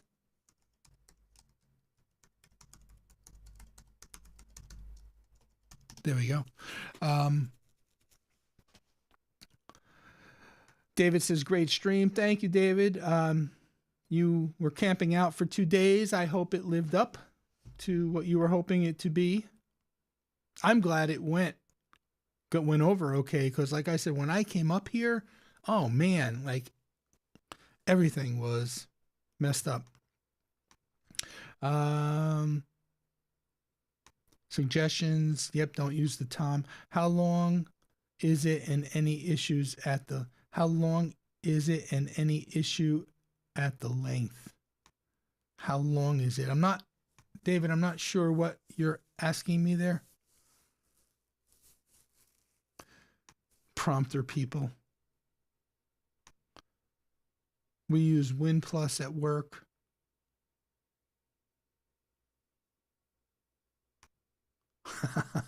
I didn't type that. Uh, oh, I just saw it come in on the other screen. I believe, hold on.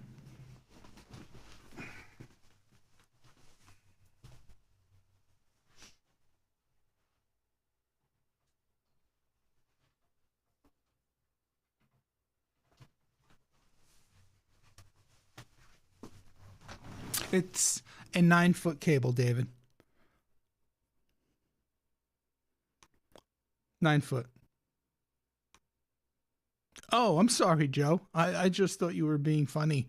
There is an actual brand called Prompter People. Let me look it up. Hold on.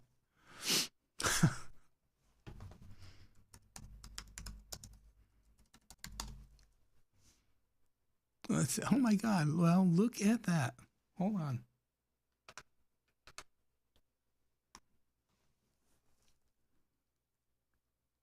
Well, wouldn't you know? I thought Joe was being funny. Prompter People, PAL 12, PAL, teleprompter would, okay. 12 by 12. That's a decent size. 15-inch. Yeah, I probably want to stay more in this price range, and if possible, this is kind of a little bit more than where we want to go, but let's see. Here we go. 49. That's PAL 12. PAL prompter.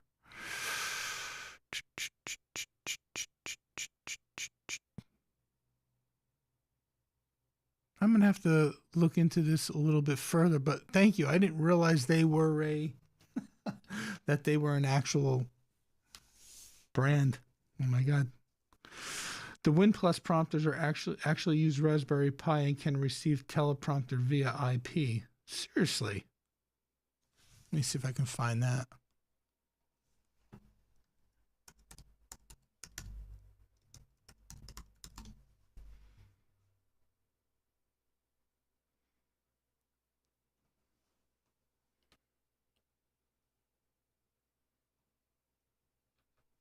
Let's see what we got. Win Plus IP, power behind intelligent prompting. Huh. Let's look at software systems. Do you have a particular model, Jay, that you guys use? Just curious. This is where we were.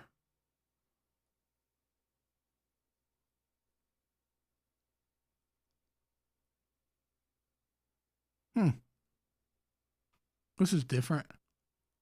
Never heard of this before. Interesting. Learn something new every day. That's why I love hanging out with you guys. Yeah, yep. But it's working. No issues. Knock on butcher block. Yes, absolutely. Then I would have gotten it. Prompter. You guys crack me up. I feel like I'm forgetting to share something with you guys, but TVJ says DSLR video shooter. I do watch him. Had a good solution for prompting that didn't seem too crazy. All right, let me go to his channel real quick.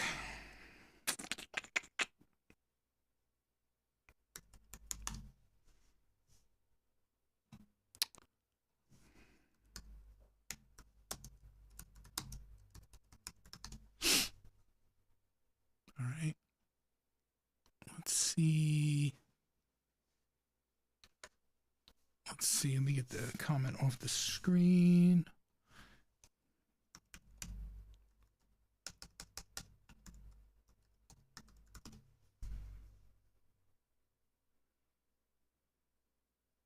First one up I don't want to play the video because I don't want to get a strike, but he has it in here, maybe a link. Glide Gear teleprompter on Amazon. NBA on BH. Lily put 8-inch monitor. All right, let me see what we got going on here.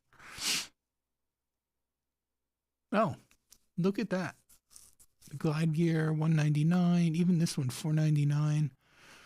So then you got to buy. I've heard of Glide Gear. Let me go back real quick. And Lily put A8 monitor. Let's see something. Okay. I got to check this out, TVJ. Thank you. Thanks for the lead on that. Cool. All right.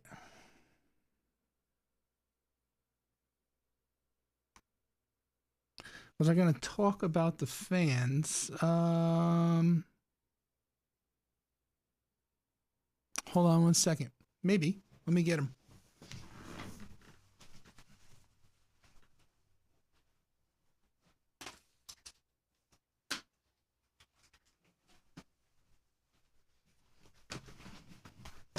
So I thought about retiring the US 1650 watt switch because I don't know. I have all these Grandstream switches in the front there. The most recent switch they sent me is the 7811. I believe it's the layer 3 switch. It's only 8-port. It's rack mountable though. This is a 16-port switch, so I would hate to, because I think that 7811, don't hold me to it, but I believe the smaller switches in the family, the 8-port switches, are fanless. And I thought, well, it's PoE. I could probably just rack it and pull this out because this one gets so loud under load, especially in this room with all this stuff on. It hasn't really kicked in tonight because I have the air conditioning set to keep the room at 75. But there are times like in the summer, I mean, we're only at around 70 degrees, 70 to 75 degrees this time of year. But when we get into the summer and we're hitting 95, 96, 97, 98, the air conditioning struggles to keep this room, especially with all the gear and the lights on, cool. I mean, it could be 85 in here easy with the air running, trying to keep it down. And then when this room gets that hot, that switch just like screams. So I thought about just pulling it, racking even racking 2 of the Grandstream switches to make up. I have the 8-port layer 3, I have the 8-port layer 2, and I think I have a 16 or a 24-port unmanaged Grandstream switch. I figured, well, maybe I take one out and I put 2 in. But, then Joe had suggested actually Joe didn't suggest. I said, maybe I should just swap the fans. And Joe said he did it on his, and we talked. I said, did you see the crosstalk video on that years ago? And he said, yes. I said, I'm just not sure which fans to use, which Noctua fan models to use. And he says, I think it's the same one that you used when you did your video on the Hyperdeck. So I bought 2 of these, and these are the NF or NE, who knows? Just kidding. NFA4X20 switches. They come in either 4-pin or 3-pin. I bought the 3-pin version, and then you need this. And thank you, Joe, for sending me the link to this.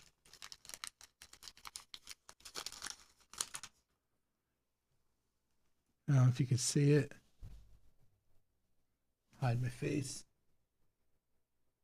I don't know if that went in, but it's a 3-pin to 2-pin adapter, which is the 2-pin adapter is what you use on what's being used in the Unify switch.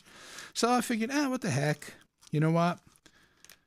Let me try the fan replacement. If it works, great. If not, I tried. Maybe I'll do it as a video. Maybe I'll do it in the next live stream, but I probably won't do it in the live stream only because I don't want to wait a month, right? I mean, I live stream only once a month and I want to get this swapped out as soon as possible. So, and I'm not going to do it now. Don't say do it now. I'm going already here for 2 hours and 15 minutes. Wow.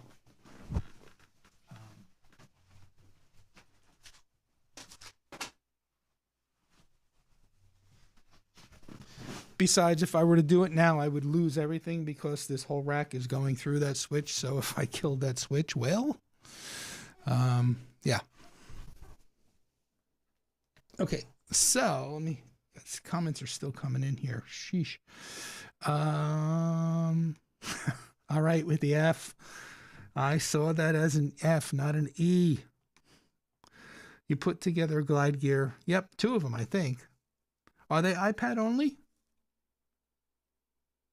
I thought, what's his name did it with the DSLR video shooter, did it with the Lilliput monitor. Maybe not. That's why I got to look at it and see exactly what he did. I'll watch the video. The Noctua fans, hold on, I'll put the link in the chat for you.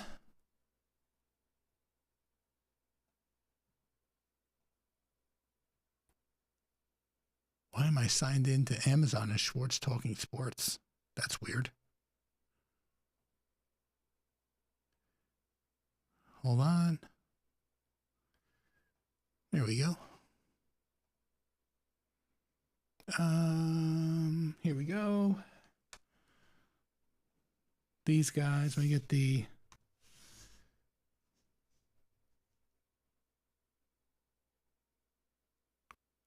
Noctua NF-A4X20, the 40 by 20 millimeter.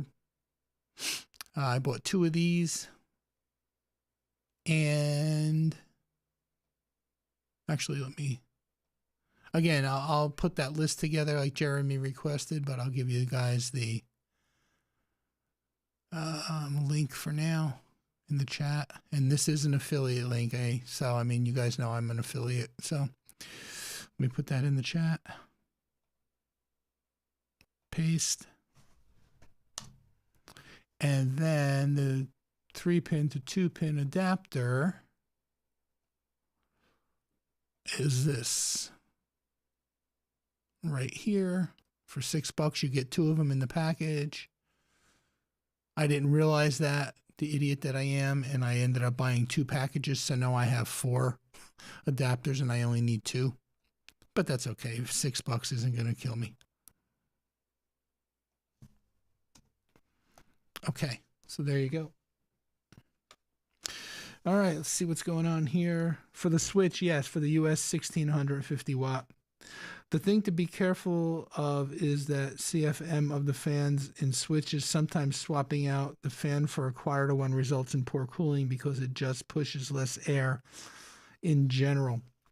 Yeah, I think Quik Tech, that's me. I think Crosstalk had that issue because he went with the thinner fans, but he put in the 40 by 20 millimeter and he said it worked out fine. And I think, Joe, you said you did it and you have the same switch using these fans. So, but thank you, David, for the tip. Did everyone hit like?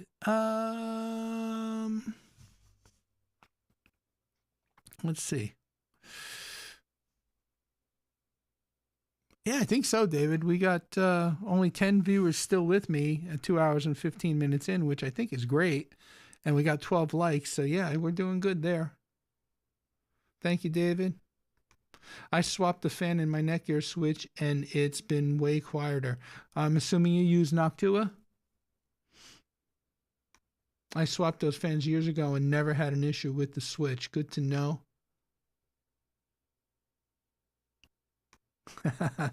Yeah. He buys toys. We buy lots of toys. And then again, here's the links. There's the link to the switch. Not to the switch, to the fans. There's the link to the adapter. And David says, yep, Noctua. All right. Well, this is a rarity for me. 11 concurrent viewers, 12 likes. That's pretty good. I'll take it. 2 hours and 19 minutes. I can't really say 2 hours and 19 minutes because of the 5-minute pre-roll, so I'll go with 2 hours. We're about to roll 2 hours and 20 minutes, so I'll go with 2 hours and 15 minutes. And for the hell of it, because I did 2 JAUs, which is unusual for me, I'll throw myself some confetti. Yeah.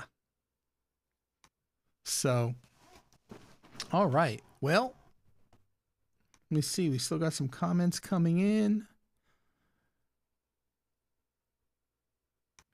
Yeah, tell me about it, David. David says, I spend a fortune on my PC and electronic toys. Absolutely. Me too, as you can see by this studio tour. TVJ says, I really got to be careful. I somehow lost access to both my servers while playing with PCI pass-through.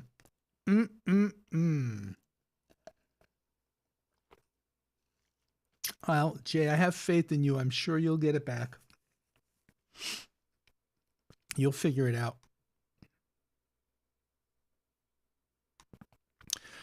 Yeah, I think if you're seeing stuff on the screen, sometimes they react, sometimes they don't. If you give a thumbs up, sometimes you get thumbs down. Sometimes you get a reaction. What are those called again, Joe? I never did disable them.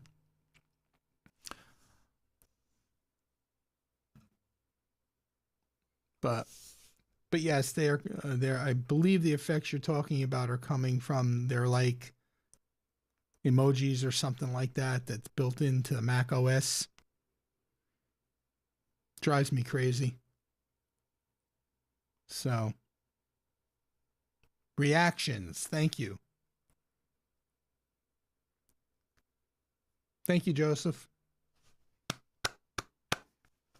So, all right. Well, guys, let's see. It is 10:17. Still can catch the last 43 minutes of the State of the Union if you want. I think it goes till 11 o'clock, but that's, probably all of the Republican reactions and criticisms and all that stuff. So, I think I'm going to call it a night. I had fun. I was really looking forward to doing this stream. I hope you guys enjoyed it. I hope you enjoyed seeing a little bit about what my daily life is like in the studio when I'm not out on site working. Joe, I think I saw a question from you earlier. I'm not going to scroll back up to find it, but I think you asked what surveillance cameras or what system am I going to use for that commercial job. The owner is very partial to L.L.C. We did his house about 3 years ago, and we installed 16 or 17 cameras, and he picked out the system then, and he wants to pick it out again. It's not your typical L.L.C system that you see in Costco or anything like that. I was pretty impressed with the system. He's happy. He says he's never had an issue with it, so hence the callback 3 years later. So yay for me. So to answer that question, he's going to go with another L.L.C system. So have a good night, TVJ. Thanks again.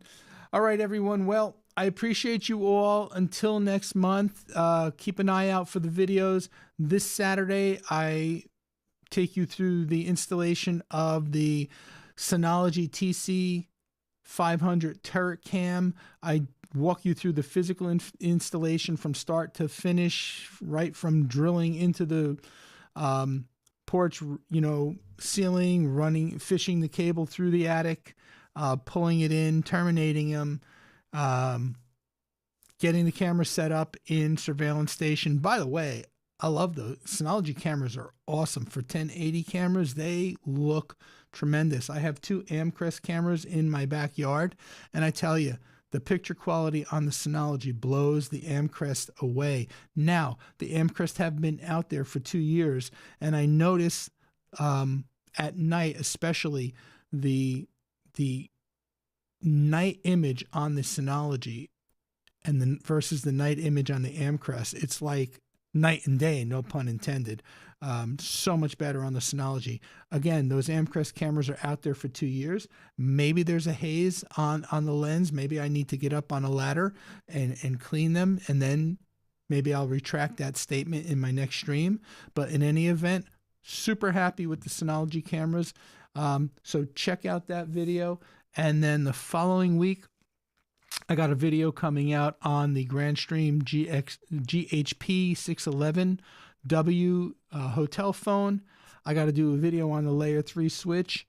And they also sent me the GWN 7665 access point supporting Wi-Fi 6E, although I don't have any devices that support Wi-Fi 6E to put it through the test. So I'm not really quite sure what I'm going to do with that video.